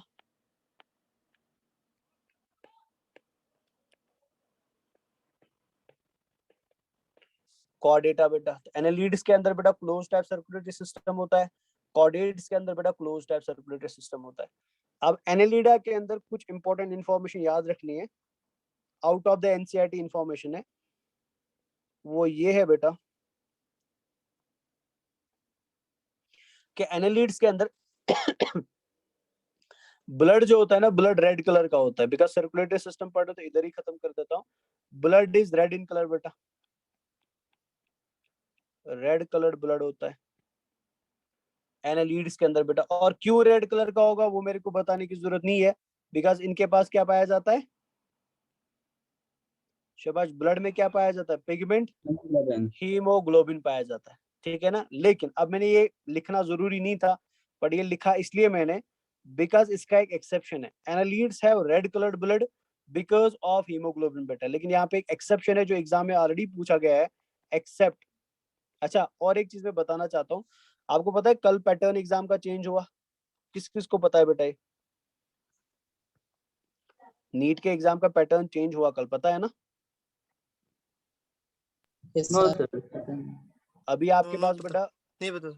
सेक्शन ए में आपके पास 35 क्वेश्चन आएंगे एंड सेक्शन बी में आपके पास बेटा 15 क्वेश्चन आएंगे। ये ध्यान से सुन लेना। और इसीलिए मैं बोल रहा हूँ अभी आप खाली एनसीईआरटी के ऊपर लाइन बाय लाइन पढ़ने से आप पेपर अच्छा नहीं कर सकते। आपको बियॉन्ड द एनसीईआरटी जहां पे जरूरत है वहां पे जाना पड़ेगा, ताकि आपका स्कोर 360 आउट ऑफ 360 हो जाए। सेक्शन 2 बनाए गए बेटा। सेक्शन ए में 35 क्वेश्चन दिए गए बायो में, मतलब जूलॉजी बॉटनी अलग अलग से। एंड सेक्शन बी में बेटा 15 क्वेश्चन। हालांकि नंबर ऑफ क्वेश्चन अभी भी वैसा ही है जैसे पहले था, बट अभी इन्होंने बेटा क्वेश्चंस को 2 पार्ट्स में डिवाइड करे, 35 and 15।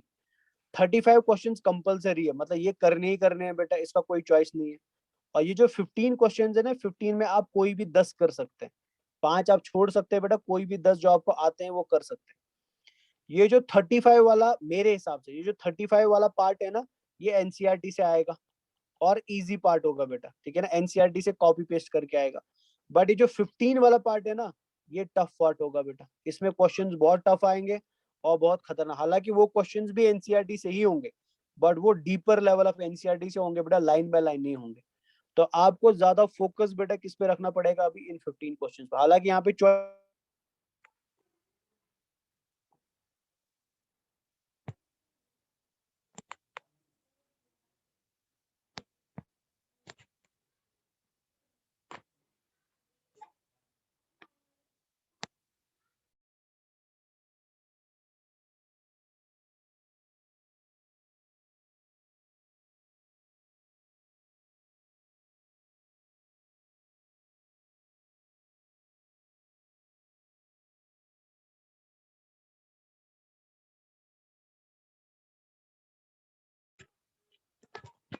Sir, suddenly what happened? Not hearing anything.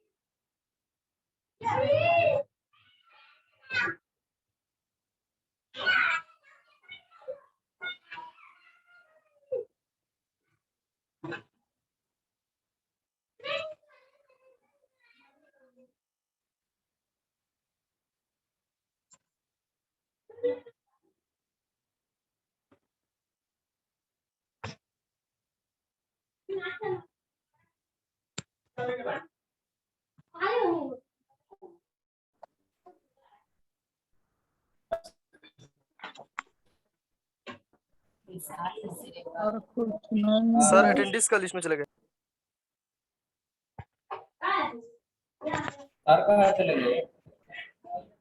Attendance का लिस्ट में है, देख लो सर, अटेंडेंस का लिस्ट में चले गए।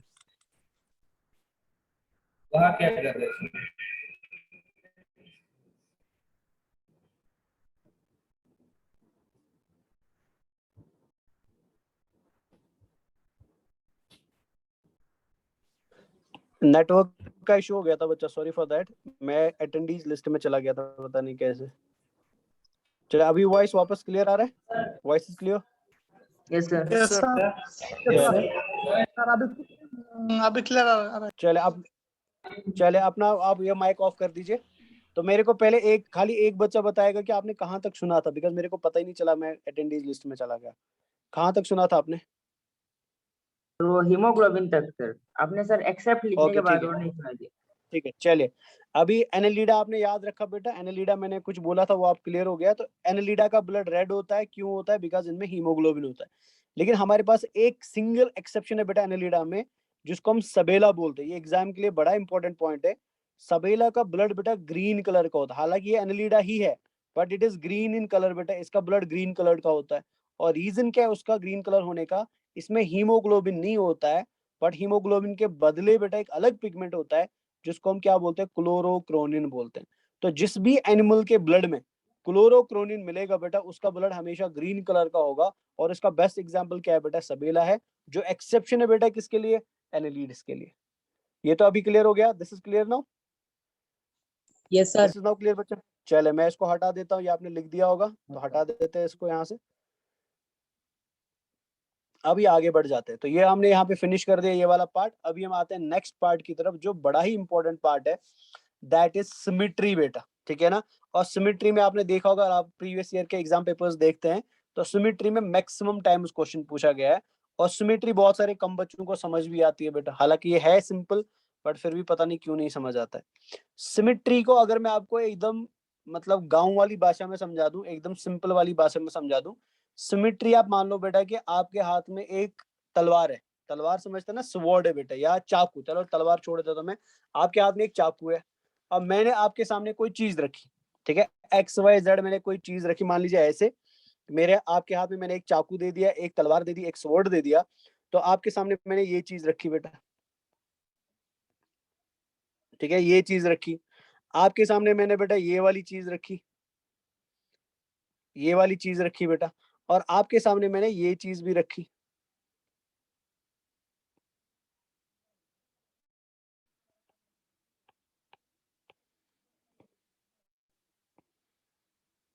ये चीज भी रखी, ठीक है ना? सिमेट्री समझा रहा हूं मैं, सिमेट्री का मतलब क्या है।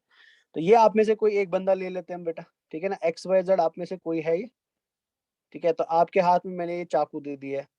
अब मैंने आपसे क्या बोला बेटा कि मान लीजिए आपका नाम फॉर एग्जांपल है एक्स, एक्स आपका नाम है, एक्समैन आपका नाम है बेटा, ठीक है ना? एक्समैन आपका नाम है। तो मैंने आपको बोला बच्चा आपके पास तीन चीजें है, ए बी एंड सी, ठीक है ना? और आपको मैं काम दे रहा हूं कि आपको इन तीन चीजों को बेटा दो इक्वल पार्ट्स में बांटने की कोशिश करनी है, ठीक है ना? You have to divide these three things बेटा इनटू टू इक्वल पार्ट्स, ठीक है? और कितनी बार आप इनको दो इक्वल पार्ट्स में बांट सकते हो, वो मेरे को आपको आंसर यहाँ पे करना है। तो आंसर आपको देना है कि मैंने इन तीन में से किसको बांट सका इनटू टू इक्वल पार्ट्स, पहला आंसर। एंड दूसरा, कितनी बार दो इक्वल पार्ट्स में बांट सका, ये दूसरा आंसर आपका होना चाहिए। तो आप मेरे को खुद बताइए बेटा, out of these three things आप किसको दो इक्वल पार्ट्स में बांट सकते हैं, फर्स्ट चीज, एंड कितनी बार बांट सकते हैं दूसरी चीज बेटा, बताइए जल्दी जल्दी। सर सेकंड वाला और तीसरा वाला बात सेकंड करते वाला हैं, सर। और तो इंफिनिटी मतलब टाइम्स। इसको हम नहीं बांट सकते, इसको नो सर। हम नहीं बांट सकते बेटा, है ना? तो ध्यान से सुन लेना बेटा, ध्यान से सुन लीजिए मेरी बात, माइक ऑफ करके रख देना, ध्यान से सुन लेना। ये जो प्रॉपर्टी है आपके पास, ठीक है ना, कि आप किसी चीज को दो इक्वल पार्ट्स में बांट सकते हैं या नहीं बांट सकते, ठीक है ना? दिस प्रॉपर्टी बेटा कि आप किसी भी चीज को दो इक्वल हिस्सों में काट सकते हैं या नहीं काट सकते हैं, this property is called as symmetry बेटा। इसी प्रॉपर्टी को हम सिमेट्री बोलते हैं। एनसीईआरटी में क्या लिखा वो तो हम बाद में पढ़ेंगे ही पढ़ेंगे, लेकिन एकदम सिंपल भाषा में, अपनी भाषा में याद रखो, symmetry is a basis of classification और is a characteristics of classification बेटा, जहां पे हम किसी भी एनिमल को दो इक्वल हिस्सों में काट सकते हैं या नहीं काट सकते हैं बेटा. This property is called as symmetry. अब अगर आप किसी को नहीं काट सकते हो, ठीक है ना, मान लीजिए जैसे आपने खुद अभी बोला सर हम ए को दो इक्वल पार्ट्स में नहीं काट सकते चाहे हम कुछ भी कर ले, तो बताओ बेटा ये सिमेट्री की प्रॉपर्टी दिखा रहा है कि नहीं दिखा रहा है? दो इक्वल पार्ट्स में कट रहा है कि नहीं कट रहा है बेटा? तो इसको हम क्या बोलेंगे? इसको हम एसिमेट्रिकल बोलेंगे. तो this is called as asymmetrical बेटा. तो एसिमेट्रिकल कोई भी ऐसा एनिमल हो सकता है या कोई भी ऐसी चीज हो सकती है जो आप कोई भी तरीका काटने का यूज करो या कोई भी प्लेन आप काटने के लिए, प्लेन मतलब बेटा किस साइड, जैसे मान लीजिए ऐसे समझ लीजिए मैंने इसको इधर से काटने का कोशिश किया तो this is called as plane 1 बेटा या प्लेन ए. मैंने इसको इधर से काटने की कोशिश की, this is called as plane B. मैंने इसको इधर से काटने की कोशिश की, this is called as plane C. आप किस लाइन से काट रहे हो ना, that line is called as plane. तो आपने अलग अलग प्लेन यूज किए बट किसी भी प्लेन से बेटा आप ए को दो इक्वल हिस्सों में काट नहीं पाए. Such animals are called as asymmetrical बेटा. तो asymmetrical कोई भी ऐसा एनिमल है which cannot be divided into two equal parts by any plane. This is clear? This is clear. NCERT के अकॉर्डिंग बता रहा हूँ बेटा. ये तो सभी Yes, को sir. क्लियर हो गया ना? चलिए अब दूसरा हमारे पास बी है. अब दूसरा हमारे पास बी है बेटा. तो बी को हम दो इक्वल पार्ट्स में ऐसे भी काट सकते हैं. ये बन गए दो इक्वल पार्ट्स, है ना? समझ रहे कि नहीं समझ रहे? ये दूसरा प्लेन हो गया बेटा, फिर से दो इक्वल पार्ट्स हो गए. ये तीसरा प्लेन हो गया बेटा, फिर से दो इक्वल पार्ट्स हो गए. ये चौथा प्लेन हो गया बेटा, फिर से दो इक्वल पार्ट्स हो गए. मींस बी कोई भी ऐसा एनिमल हो सकता है जिसको बेटा जब भी हम कोई भी प्लेन यूज करें, एनी प्लेन यूज करें बेटा, जो सेंट्रल एक्सिस से जाएगा, जो इसकी बॉडी के सेंटर से जाएगा, ये हमेशा दो इक्वल पार्ट्स में ही कटेगा. तो दोज एनिमल्स बेटा जिनकी बॉडी आप किसी भी प्लेन से दो इक्वल पार्ट्स में बांट सकते हैं या मोर देन वन प्लेन से बेटा दो इक्वल पार्ट्स में बांट सकते हैं बॉडी को, such animals are called as radially symmetrical animals. और इस सिमेट्री को हम नाम देते हैं रेडियल सिमेट्री बेटा. This is called as radial symmetry. रटना है ही नहीं बेटा, समझना है आपको. रेडियल सिमेट्री क्लियर हो गया सभी को? Radial Yes, sir. Symmetry is clear to everyone? Yes, चलिए yes. अब मेरे को बताइए बेटा, ये जो एनिमल सी है आपके पास, फटाफट देख के बता कितने तरीके से दो इक्वल पार्ट्स में बॉडी को काट सकते हो बेटा? Sir, only one. Only one, sir, one part. तो खाली एक प्लेन से हम बेटा क्या कर सकते हैं, बॉडी को दो इक्वल पार्ट्स में काट सकते हैं. सो ऐसे एनिमल्स बेटा जिनकी बॉडी खाली एक ही प्लेन से दो इक्वल पार्ट्स में कट सकती है, और वो दो इक्वल पार्ट्स बेटा हमेशा कैसे होंगे? Left part and right part बेटा, left side of body and right side of body. This type of symmetry is called as bilateral symmetry. और एनिमल्स को हम बोलते हैं बाइलैटरली सिमेट्रिकल एनिमल्स बेटा. So this is called as bilateral symmetry बेटा. बताओ बेटा सिमेट्री टफ है कि इजी है? फटाफट, टफ है इजी है? Easy, sir. Easy है sir. हो गया. तो और अच्छा, अब इसके अलावा देखो, इसके अलावा भी बहुत अलग अलग प्रकार की सिमेट्री है, बट मैं वहां नहीं जाना चाहता हूँ बिकॉज फिर आप कंफ्यूज हो जाओगे. वो हमको एम्स में पूछा जाता था, अभी वो नहीं पूछे. जैसे मैं आपको बोलूंगा स्फेरिकल सिमेट्री होता है, बाइरेडियल सिमेट्री होता है, और बाइरेडियल के अलग अलग टाइप्स है बेटा. Tetramerous radial, pentamerous radial, hexamerous radial, octamerous radial. तो मैं वो सारी चीजें आपको नहीं बता रहा हूँ. आप अगर कहीं और से सुन लो इसे तो ये मत समझ लेना कि उमर सर ने नहीं पढ़ाया. मैं जानबूझ के उसको छोड़ रहा हूँ बिकॉज आप फिर कंफ्यूज हो जाओगे ये सब याद करके. हम खाली एनसीईआरटी की सिमेट्री याद रखेंगे. और लास्ट ईयर से मैंने कंटिन्यूअसली देखा है बेटा, सिमेट्री में जब भी क्वेश्चन पूछा गया एनसीईआरटी से ही पूछा गया, तो आप कहीं और जाएंगे नहीं इसमें. तो हमने एनसीईआरटी के अकॉर्डिंग देखा कि हमारे पास बेटा सिमेट्री जो एनिमल्स के अंदर होती है वो. अच्छा और एक चीज देख लीजिए, तो मैंने इसको बोला बेटा जिसके पास कोई भी सिमेट्री नहीं था, we called this animal as asymmetrical, है ना. और जिनके पास सिमेट्री है बेटा, चाहे वो रेडियल हो या बाइरेडियल हो, इनको हम क्या बोल सकते हैं? अगर वो एसिमेट्रिकल हो गया तो ये फिर क्या हो गए बेटा? Symmetrical. ये फिर क्या हो गए? Symmetrical, sir. है ना. देखो अब आप क्या करेंगे, अभी आप नोट्स बना रहे हैं ना, तो आप इसको थोड़ा सिंपल. अच्छा मैं आपको एंड पे जब हमारा पूरा चैप्टर फिनिश हो जाएगा ना, मैं आपको ये पीडीएफ भी फॉरवर्ड करूंगा, बट उससे पहले मैं चेक करूंगा आपने खुद नोट्स बनाए कि नहीं बनाए. तो आप सिमेट्री का नोट जब बनाएंगे तो आप सिंपल में ऐसे लिखेंगे, ऊपर लिखेंगे बेटा सिमेट्री, शॉर्ट नोट जैसे बनाते हैं, और सिमेट्री को आप दो पार्ट्स में बांटेंगे बेटा, ऐसे लिखेंगे। तो one is called as asymmetrical and another is called as symmetrical बेटा, है ना। और सिमेट्रिकल को आप दो पार्ट्स में बांटेंगे बेटा, ताकि आपको जल्दी जल्दी रिवीजन में याद हो जाए। और एक को लिखेंगे अब रेडियल सिमेट्री, और दूसरे को लिखेंगे बाइलैटरल सिमेट्री बेटा। तो ये आपका सिमेट्री हो गया। सिमेट्रिकल में कोई भी प्लेन से दो इक्वल पार्ट्स नहीं बनते, इसमें मोर देन वन प्लेन से दो इक्वल पार्ट्स बनते हैं, इसमें ओनली वन प्लेन से दो इक्वल पार्ट्स बनते हैं। इतना इजी है सिमेट्री को याद करना बच्चा। This is clear to everyone now? Yes, clear हो गया sir. बच्चा? आगे बढ़ जाओ मैं। Yes, sir. चले गुड बेटा। अब एक्स्ट्रा इंफॉर्मेशन के लिए आप याद रख सके, जो मैंने आपको प्लेन बोला ना अभी कि हम प्लेन यूज करते हैं काटने के लिए, तो प्लेन का बस नाम याद रख लो, ठीक है ना। कौन कौन सा प्लेन हम यूज करते हैं बेटा फॉर सिमेट्री पर्पस। तो पहला होता है हमारे पास बेटा ट्रांसवर्स प्लेन, ट्रांसवर्स प्लेन बेटा। दूसरा होता है हमारे पास सैगिटल प्लेन,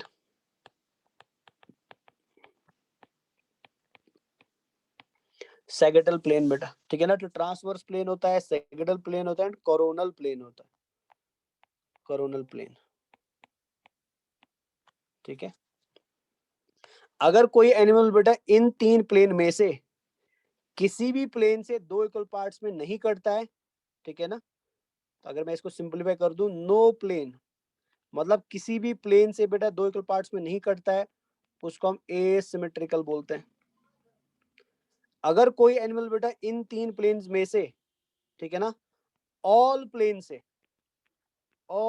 से दो इक्वल पार्ट्स में कटता है, उसको हम बोलते हैं बेटा रेडियली सिमेट्रिकल, रेडियली सिमेट्रिकल। और अगर इन तीन प्लेन में से बेटा कोई एनिमल, ठीक है ना, खाली सैगिटल प्लेन से बेटा दो इक्वल पार्ट्स में कटता है, उसको हम बायलैटरल बोलते हैं, बायलैटरल बोलते हैं। तो ये आप एक एक्स्ट्रा इंफॉर्मेशन याद रख सकते हैं। Clear this one? आगे बढ़ जाऊं मैं? Yes, sir. चलिए Yes, sir. अब एग्जांपल्स की बारी आती है। तो एग्जांपल्स आर ऑलवेज इंपॉर्टेंट बेटा। तो एग्जांपल में आप याद रखेंगे स्पॉन्ज होते हैं एसिमेट्रिकल बेटा, ठीक है ना। स्पॉन्ज आर एसिमेट्रिकल, बट जब मैं स्पॉन्ज पढ़ाऊंगा आपको बेटा, जब हम डिटेल में स्पॉन्ज में जाएंगे, तो सारे स्पॉन्ज एसिमेट्रिकल नहीं होते, वहां पे हम कुछ एक्सेप्शंस की बात करेंगे, बट यहाँ पे मैं एक्सेप्शन लिखूंगा नहीं। यहाँ पे आप जनरल में याद रखोगे according to NCERT sponge asymmetrical होते हैं, ठीक है ना। इसमें कोई टेंशन मत लेना आप। सीलेंट्रेट्स, टीनोफोर्स एंड इकाइनोडर्म्स जो होते हैं बेटा, ठीक है ना, उनके पास आपको बेटा रेडियल सिमेट्री देखने को मिलेगा। और उसके अलावा बेटा जो एनिमल्स है, एनिमल्स फॉर एग्जांपल जैसे आर्थ्रोपोडा हो गया, एनालिडा हो गया, या उसके आगे जितने भी एनिमल्स है, वो सब के सब क्या होते हैं, वो बायलैटरली सिमेट्रिकल होते हैं, ठीक है। तो ये बुक में लिखा हुआ ऑलरेडी, तो हम इसको एक बार देख लेते हैं। अच्छा, ये यहाँ से हम शुरू करते हैं। तो सिमेट्री बेटा, animals can be categorised on the basis of their symmetry. Symmetry क्या है, इसका डेफिनेशन में बता चुका हूँ आपको बेटा, क्या होती है सिमेट्री। तो स्पॉन्ज के पास कोई भी सिमेट्री नहीं है, मतलब एसिमेट्रिकल होता है बेटा पॉरिफेरा। रेडियली सिमेट्रिकल होते हैं बेटा सीलेंट्रेटा, याद रख लेना, Ctenophora and echinoderms. Coelenterata, Ctenophora and echinoderms जो होते हैं बेटा, वो रेडियली सिमेट्रिकल होते हैं। एंड आगे जाने के टाइम पे बेटा एनेलिडा से लेकर कॉर्डेट्स तक जो एनिमल्स होते हैं बेटा, यहाँ पे खाली आर्थ्रोपोडा लिखा है, ये बिकॉज डायग्राम आर्थ्रोपोडा है, बट आप याद रखेंगे एनेलिडा से लेकर कॉर्डेट्स तक जो एनिमल्स होते हैं बेटा, वो बायलैटरली सिमेट्रिकल होते हैं, ठीक है ना। चले, sponge are mostly asymmetrical, that is any plane that passes through the centre does not divide them into two equal halves. Clear हो गया ये? तो एग्जाम के लिए लेकिन इंपॉर्टेंट है, तो याद रखेंगे। When any plane pass, any plane मतलब मैंने अभी जो बोला सैगिटल, कोरोनल एंड, शाबाश, सैगिटल, कोरोनल एंड ट्रांसवर्स बेटा। तो अगर आप अच्छे बच्चे हैं, तो आप यहाँ पे एनी प्लेन जो लिखा है ना, तो यहाँ पे तीन चीजें लिख सकते हैं बेटा, सैगिटल, कोरोनल एंड ट्रांसवर्स बेटा। Through central axis of body divides the organism into two identical house, जिसको हम रेडियल सिमेट्री बोलते हैं। तो ऑलरेडी दिया हुआ है, एग्जाम के लिए इंपॉर्टेंट है बेटा। तो एग्जांपल्स है Coelenterata, Ctenophora, echinoderms have this kind of body plan. Coelenterata, Ctenophora have this. अच्छा, मतलब इनके पास बेटा रेडियल सिमेट्री होती है। एनिमल्स लाइक एनालिडा, ये भी एग्जाम के लिए इंपॉर्टेंट है, Annelida Arthropoda up to Chordata बेटा, हाँ, can be divided into identical left and right halves in only one plane बेटा। तो वो वन प्लेन कौन सा होगा? सेगेटल होगा बेटा। इसको हम क्या बोलते हैं? बायलैटरल सिमेट्री बोलते हैं। तो दिस इज अबाउट सिमेट्री। और ये डायग्राम जो आप देख रहे हैं ना, ये एनसीईआरटी का डायग्राम है, और मेरे को बताने की जरूरत नहीं है बेटा, एनसीईआरटी में जो भी डायग्राम है, all the diagrams of NCERT are important for exam. तो प्लीज इस डायग्राम को एक दो बार रिवीजन में चेक कर लेना आप लोग। आगे बढ़ो बेटा, this is clear now? Yes, sir. This is now clear? Yes, sir. Yes, sir. अब देखो, Yes, अब आपको इसकी सुन लो ध्यान से, अब आपको इसकी एग्जाम्पल समझने में टेंशन नहीं लेना है कि सर हम कैसे एग्जाम्पल याद रहेंगे, टेंशन हो रहा है। तो उसके लिए हमारे पास एक ट्रिक है बेटा, तो remember the examples of symmetry बेटा, ठीक है ना। तो ध्यान से देख लो बेटा, आपको ऑलरेडी पता है, और सिमेट्री जो होती है बेटा वो दो, एसिमेट्री तो ऑलरेडी आपको याद रह गया, वो मेरे को बताने की जरूरत नहीं है, बट सिमेट्रिकल एनिमल्स जो होते हैं बेटा आपको ऑलरेडी पता, वो दो प्रकार के है ना, वो टू टाइप्स के बेटा। एक को हम बोलते हैं रेडियल सिमेट्री,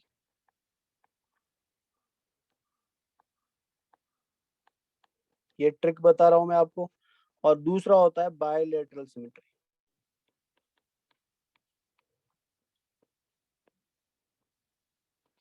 बायलैटरल सिमेट्री बेटा, ठीक है ना। अब रेडियल से ध्यान से देख लो बेटा, रेडियल से आपको मैथमेटिक्स का कोई वर्ड याद आ रहा है? मैथमेटिक्स आपने पढ़ी है ना बेटा, रेडियल से कोई चीज कंपैरिजन में याद आ रही है? Radian, sir. Radius, sir. तो मैं लिख देता हूं बेटा Radius. तो Radius, मैंने sir. लिख दिया रेडियस यहाँ पे, है ना। चलो, अगर आपकी मैथमेटिक्स अच्छी है तो फिर आपको पता होगा बेटा रेडियस किस चीज का हम लेते हैं? Circle. Circle का. चलो जल्दी जल्दी, किसका लेते हैं? सर्कल का लेते हैं बेटा। Circle का sir, circle का ध्यान sir, से देखना circle बेटा, का. सर्कल में रेडियस हम radius होता है। सर्कल का, वेरी गुड बेटा, रेडियस हम लेते हैं सर्कल का, तो मैं यहाँ पे सर्कल लिख देता हूँ, है ना। और सर्कल के एग्जाम में जो क्वेश्चंस आते हैं बेटा, नॉर्मली सर्कल के क्वेश्चंस आते हैं। जब 8th या 9th का एग्जाम देते हैं, सर्कमफ्रेंस का पता नहीं क्या क्या निकालना होता है, तो यहाँ पे एग्जाम में हमसे पूछा जाएगा बेटा सर्कल का क्वेश्चन। सर्कल से हमें याद रखना है सर्कल रेडियस का होता है, और रेडियस से हमें याद रखना है कि radius related to the radial symmetry है। आप ध्यान से देख लीजिए, मेरे को बता बेटा, जो मैंने आपको फाइलम्स पढ़ाए थे ना, मतलब जो हमने कल फाइलम्स याद करे थे, उन फाइलम्स में बेटा किस किस फाइलम में सबसे पहले सी वर्ड यूज हम करते हैं? Nidaria. Nidaria. निडेरिया का करते हैं, और सिलेंड्रेटा, Ctenophora. सिलेंट्रेटा को ही निडेरिया बोलते हैं बेटा, ठीक है, सिलेंट्रेटा को ही निडेरिया बोलते हैं। तो सर्कल में आ गया बेटा निडेरिया एंड टीनोफोरा, ठीक है ना।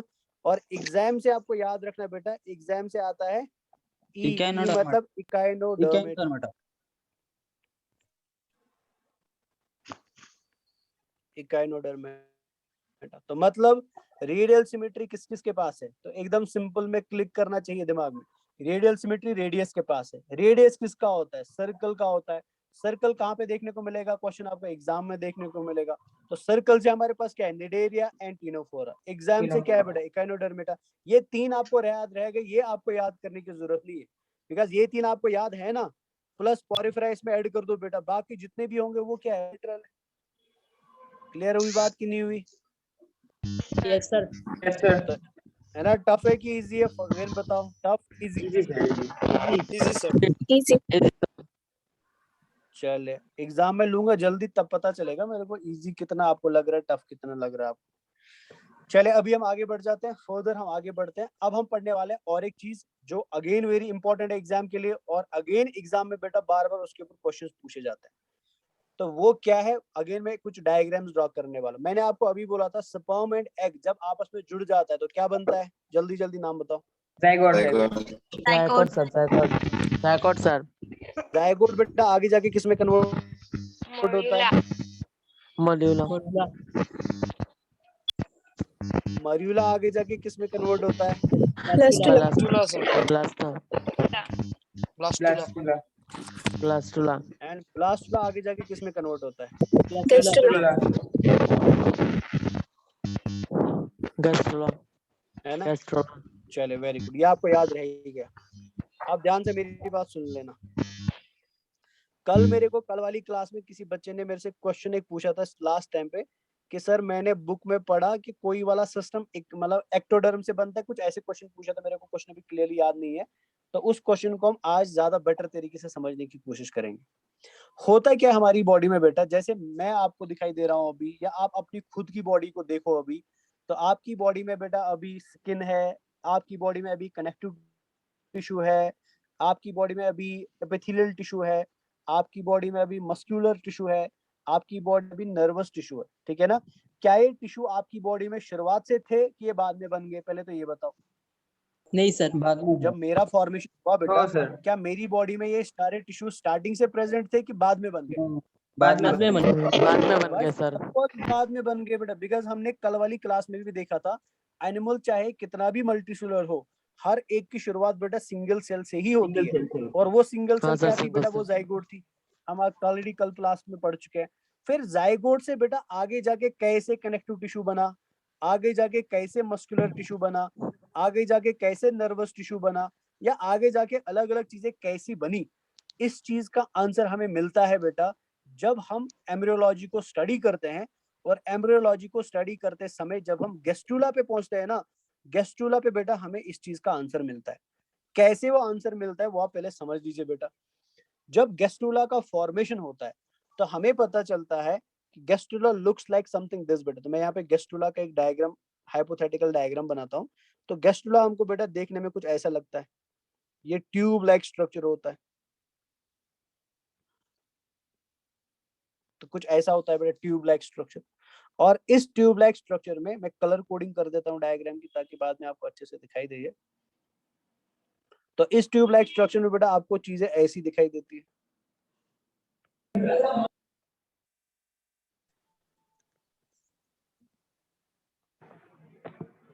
डायग्राम को प्लीज ध्यान से देख लेना बेटा, बिकॉज डायग्राम समझ आ जाए तो चीजें क्लियर हो जाएगी।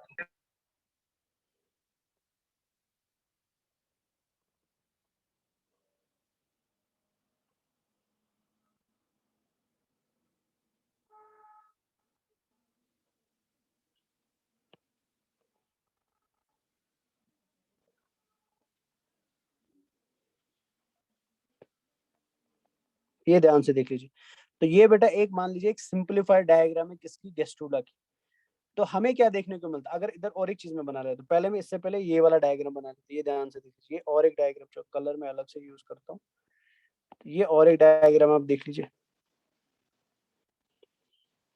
ये और एक डायग्राम, इसको हम बोलते हैं ब्लास्टुला। ध्यान से देख लेना बेटा।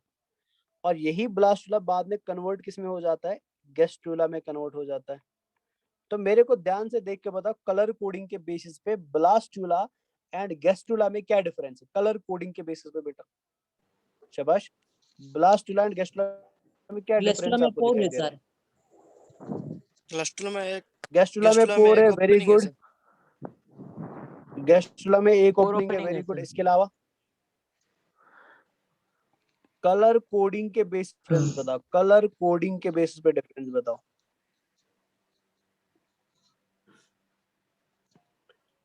गेस्ट ब्लास्टुला को और आप देखेंगे ना बेटा, आपको क्लियरली एक सिंगल कलर दिखाई दे रहा है। कलर कोडिंग का मतलब कलर की डिफरेंस बतानी है। यहाँ पे आपको एक सिंगल कलर दिख रहे हैं ना, समझ रहे हैं मेरी बात? हाँ सर। ये सिंगल हाँ कलर सर। जो आपको यहाँ पे दिखाई दे रहा है ना, ये रिप्रेजेंट कर रहा है सिंगल लेयर ऑफ सेल्स को। ध्यान से देख लो, अगर मैं इसको सेल में कन्वर्ट कर दूं तो ये सिंगल लेयर ऑफ सेल को रिप्रेजेंट कर रहा है बेटा।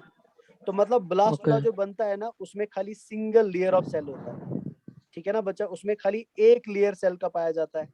लेकिन अगर आप गेस्टुला को देखोगे, आपको कितनी कलर कोडिंग्स दिखाई दे रहे हैं? तीन सर। तो ये तीन कलर कोडिंग्स जो है ना बेटा, ये 3 डिफरेंट लेयर ऑफ सेल्स को रिप्रेजेंट कर रहा है। जैसे मैं थोड़ा सा बना देता हूँ, तो ये एक लेयर ऑफ सेल हो गया ब्लैक में, है ना? ये ग्रीन में हो गया बेटा 2 लेयर सेल्स का, ये वाला अंदर से, ये सेकंड लेयर ऑफ सेल हो गया। और रेड में आपको दिखाई दे रहा है बेटा, ये थर्ड लेयर ऑफ सेल हो गया, ये वाला।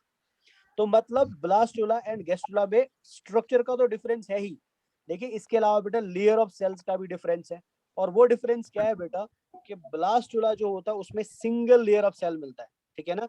लेकिन ब्लास्टुला जब गेस्ट्रुला में कन्वर्ट होता है तो ये सिंगल लेयर ऑफ सेल जो आप यहाँ पे देख रहे हैं ना, ये सिंगल लेयर ऑफ सेल बेटा खुद को मॉडिफाई करके अरेंज करता है बेटा into 3 different layer of sales.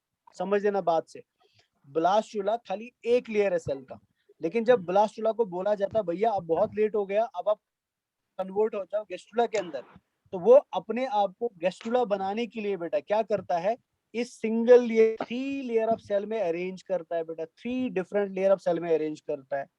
And these 3 different layer of cells जो आपको गेस्ट्रुला के अंदर देखने को मिलती है, इनको हम जर्म लेयर्स बोलते हैं बेटा, they are called as germ layers, इन्हें हम जर्म लेयर्स बोलते हैं बेटा, ठीक है ना।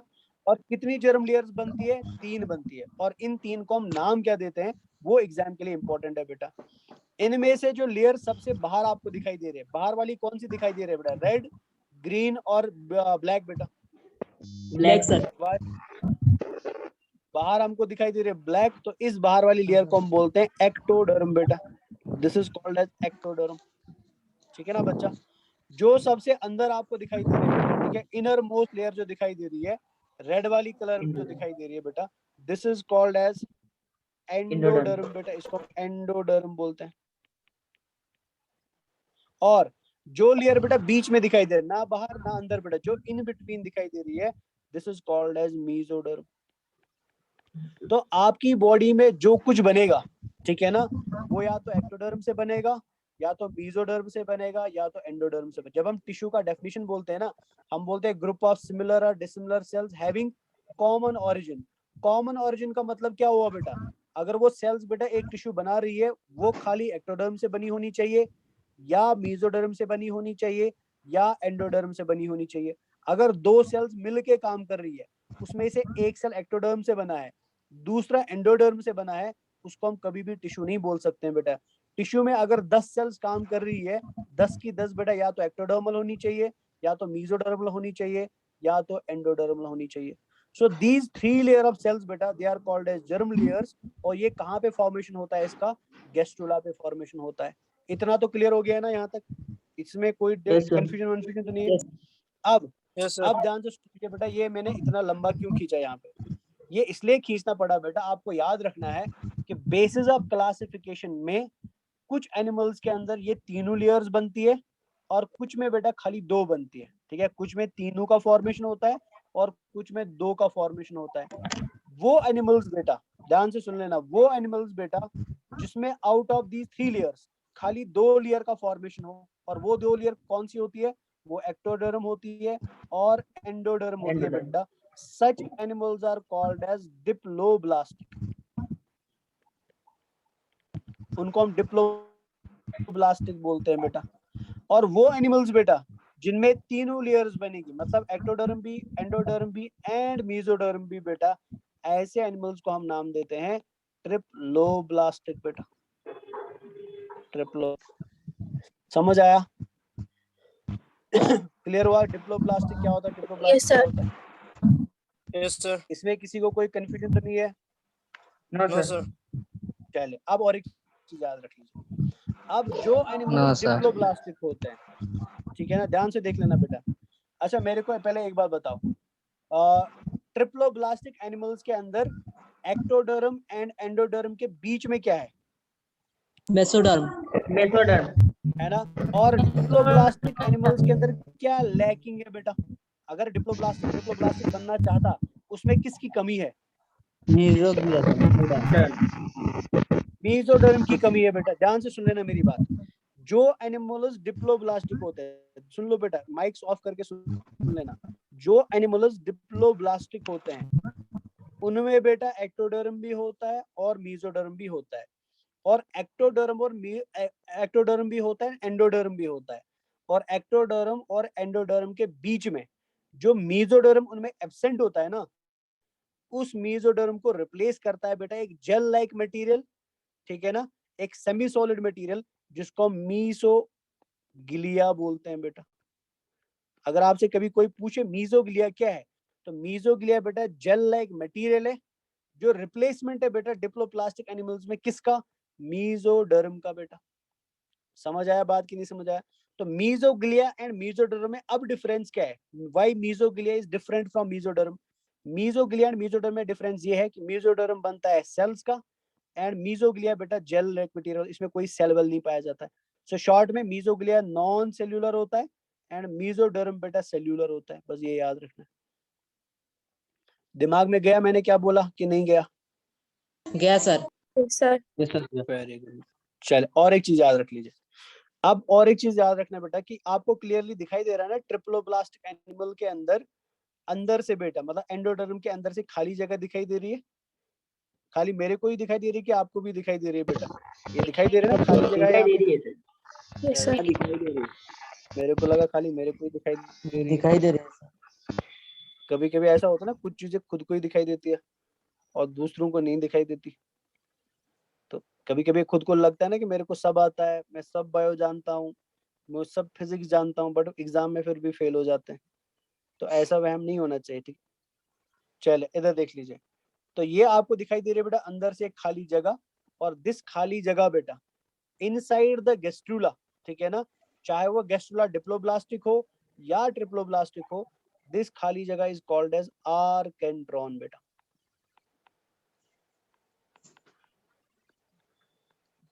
इसको हम आर्केंट्रॉन बोलते हैं।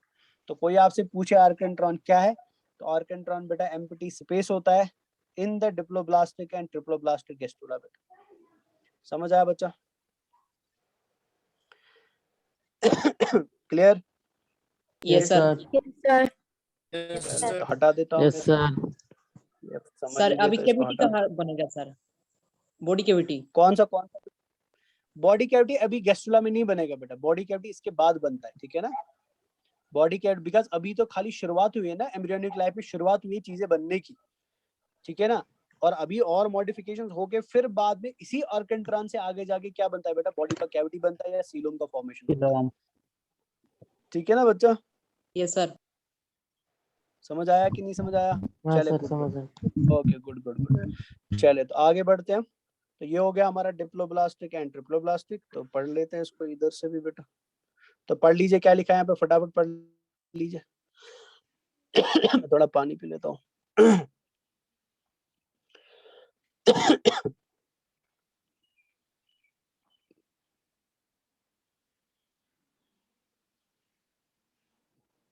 पढ़ लिया?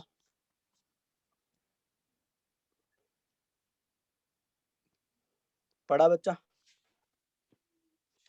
Animals in which the cells Yes, are sir. arranged in two embryonic layers. Embryonic layer is also called as germinal layer बेटा, ये भी याद रखें, germinal layer is also called as embryonic layer because embryo में बनती है।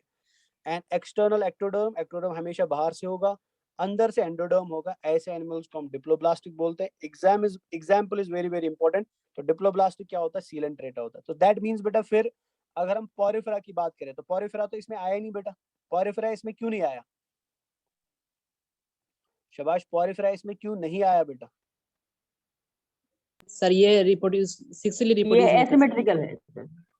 Asymmetrical के साथ साथ बेटा वहां पे जर्म लेयर का फॉर्मेशन नहीं होता है बेटा, वहां पे सेल एग्रीगेट है ना।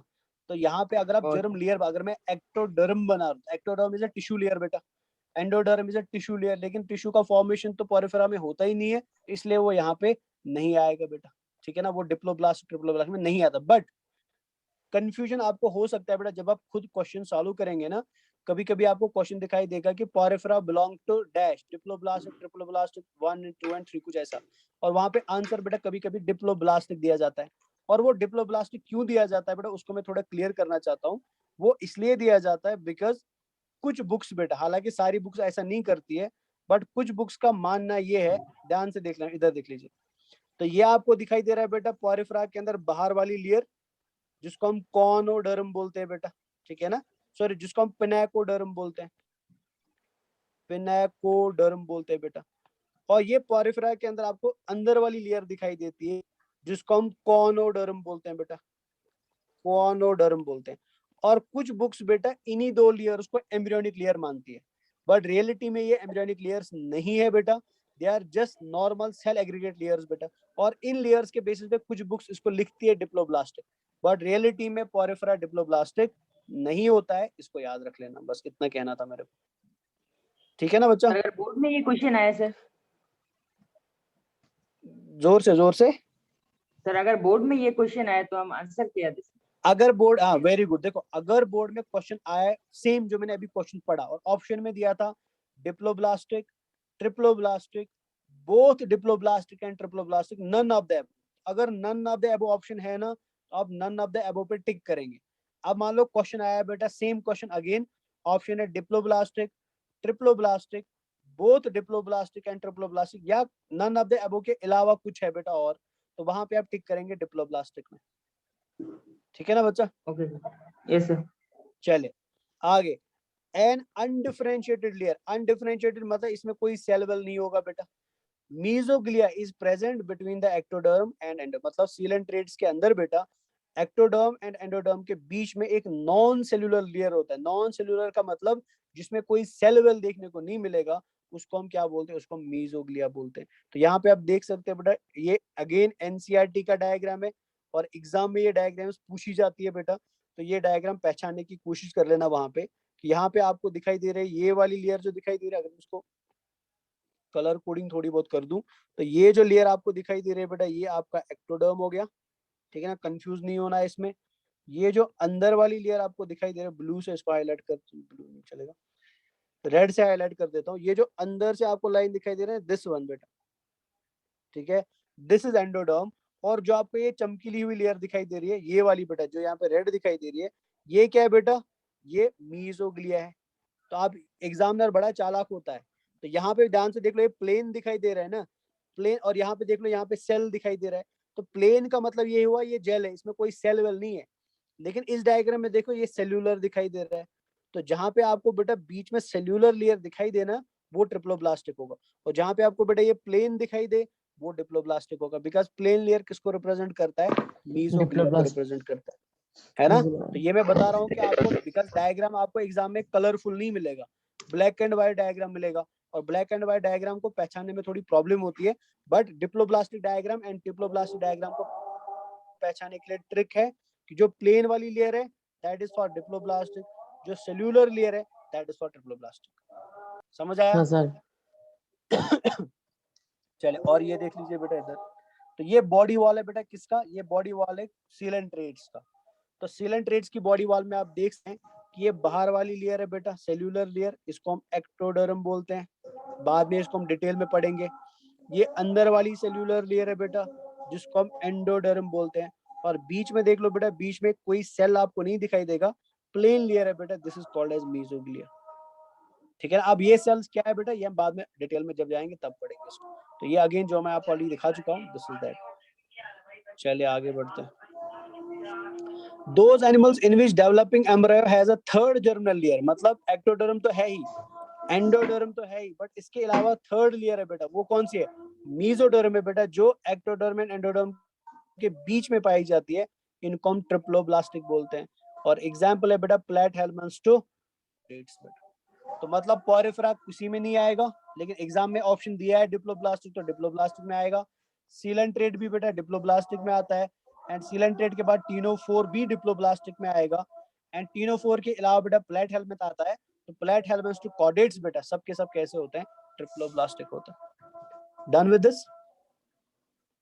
डन बच्चा? Yes, sir. चले अब Yes, sir. यहाँ पे देख लीजिए, या एंडोडर्म, एक्टोडर्म एंड मीजो, जो कल किसी बच्चे ने क्वेश्चन पूछा था। तो एंडोडर्म से क्या बनता है? Digestive system and respiratory system. Ectoderm से क्या बनता है? आउटर कवरिंग, मतलब हमारा स्किन और हमारा, और ये एग्जाम के लिए इंपॉर्टेंट है, याद रख लेना। एक्टोडर्म से क्या बनता है बेटा? नर्वस सिस्टम बनता है, एग्जाम में क्वेश्चन पूछा गया है। और मीजोडर्म से क्या बनता है? Muscles, circulatory system and skeleton. ये तो यहाँ पे भी सेम टेबल है, ये आउट ऑफ द एनसीईआरटी बेटा, जो आप चाहो याद कर सकते हो, नहीं चाहो तो थोड़ा छोड़ भी सकते हो, बट इतना याद रख लेना कि नर्वस सिस्टम किससे बनता है? वो एक्टोडर्म से बनता है, एग्जाम में क्वेश्चन पूछा गया है। और ग्लैंड्स, और ग्लैंड्स का याद रख लेना बेटा, ग्लैंड किससे बनता है, ये भी एग्जाम में पूछा जाता है। चले, तो ये खत्म हो गया बेटा हमारा डिप्लोब्लास्टिक एंड ट्रिप्लोब्लास्टिक, ठीक है ना। तो ये आगे बढ़ते हैं। तो ये हम ऑलरेडी दिखा चुके हैं आपको बेटा, ब्लास्टोसील से ब्लास्टुला बना, फिर ब्लास्टोसील से गेस्टुला बना, गेस्टुला में बेटा ब्लास्टोपोर होता है, एंडोडर्म होता है, एक्टोडर्म होता है, इन बिटवीन बेटा मीजोडर्म होता है, ठीक है ना। तो आज के लिए आई थिंक यहाँ पे हम रुक जाते हैं, बिकॉज ऑलरेडी हमारा टाइम हो गया 1:18। तो नेक्स्ट क्लास बेटा इंशाल्लाह हम सिलोम का करेंगे, और जो बाकी चीजें इसमें रह गई है इंशाल्लाह वो नेक्स्ट क्लास में फिनिश कर देते हैं, ठीक है ना। तो मैं 10 मिनट्स दे रहा हूँ आपको, आपको कोई डाउट पूछना है मेरे से तो आप प्लीज डाउट। अच्छा, आप चाहते हैं कि मैं आपको ये नोट्स का फाइल एवरीडे सेंड करूं कि लास्ट पे सेंड करूं? सर। आप मेरे को एक बार बताइए क्या चैप्टर करना के लास्ट में सेंड कर दो। है। फिर आप नोट्स नहीं चैप्टर बनाएंगे, फिर के- आप वो लेजी हो जाएंगे। फिर एक चैप्टर के लास्ट में सर दे देंगे। सर चैप्टर के लास्ट में दे देना, एक साथ हो जाएगा। चैप्टर के लास्ट, या और एक चीज मैं कर सकता हूँ, तो मैं कैमरा ऑन कर देता हूँ, बिकॉज कुछ बच्चों ने बोला था कि सर दिखाई नहीं देते, तो मैं दिखाई दे रहा हूँ क्या अभी? Yes sir. कहाँ पे देख रहा हूँ? हाँ सर। चले अब मैं दिखाई दे रहा हूँ। ठीक है, ओके। तो हम क्या करते हैं, हम एक काम करते हैं, मैं आप माइक एक बार ऑफ कर देना प्लीज बच्चा, माइक एक बार ऑफ कर दीजिए, माइक एक बार ऑफ कर दीजिए बच्चा, माइक एक बार ऑफ कर दीजिए। सर डेली सेंड करे तो अच्छा होता सर, डेली सेंड करे। बच्चा माइक एक बार ऑफ कर दो प्लीज। हाँ, मैं एक काम सुन लीजिए, मैं एक काम करता हूँ,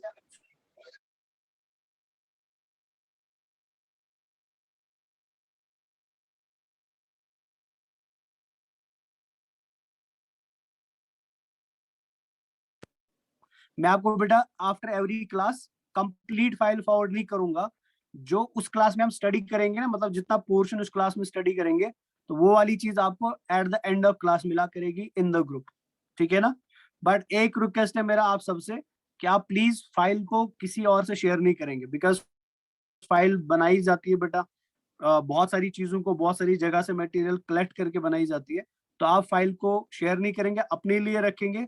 तो मैं आपको आफ्टर एवरी क्लास फाइल को फॉरवर्ड कर दिया करूंगा, ताकि आप खुद भी नोट्स बना ले। इन क्लास तो नोट्स बनाने ही बनाने, बट आफ्टर क्लास बेटा बिकॉज फाइल से थोड़ा इंटरेक्टिव बनता है ये मटेरियल, तो आप आफ्टर एवरी क्लास बेटा फाइल को एक बार चेक किया करें फॉर क्रॉस चेकिंग, ठीक है ना। तो आफ्टर एवरी क्लास आपको फाइल मिला करेगा, जैसे हमारा चैप्टर खत्म होगा at the end of chapter आपको कंप्लीट फाइल भी मिल जाएगा, उसकी टेंशन मत लीजिए, ठीक है ना, ये सही रहेगा। क्लियर है बच्चा? This is clear? हाँ, every day please, every day. Okay, radial symmetry बेटा, रेडियल सिमेट्री का मतलब होता है कि अगर कोई एनिमल बेटा, एनिमल किंगडम में बहुत सारे एनिमल्स ऐसे हैं जिनको आप किसी भी प्लेन से काटने की कोशिश करोगे ना, वो किसी भी प्लेन से काटते समय बेटा हमेशा दो इक्वल पार्ट्स नहीं कट। जैसे मैं आपको खरबूजा दे देता हूँ, आपके सामने मैं खरबूजा रख देता हूँ, और खरबूजे को बेटा आप दो इक्वल पार्ट्स में एक से ज्यादा बार काट सकते हैं। तो सेम अगर आपके पास कोई एनिमल है बेटा जिसको आप एक से ज्यादा बार दो इक्वल पार्ट्स में काट सकते हो, such particular symmetry is called as radial symmetry बेटा। ये क्वेश्चन किसने पूछा था? This question was from anonymous. Please अपना नाम चेंज करके लाया करो बेटा। तो आई होप आपका आंसर मिल गया। किसी को और कोई क्वेश्चन पूछना है रिलेटिंग टू द आज की क्लास या लास्ट वाली क्लास बेटा? कोई और क्वेश्चन पूछना चाहते हैं? यस, जल्दी जल्दी कोई और क्वेश्चन बच्चा?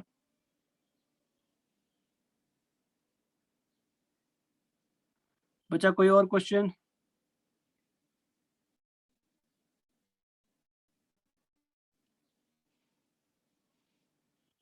तो आई होप कोई क्वेश्चन नहीं है। तो फिर हम चलते हैं, इंशाल्लाह मिलेंगे आपको नेक्स्ट क्लास में। टिल देन खुदा हाफिज एंड नमस्ते guys, take care, bye bye बच्चा, टेक केयर, खुदा हाफिज।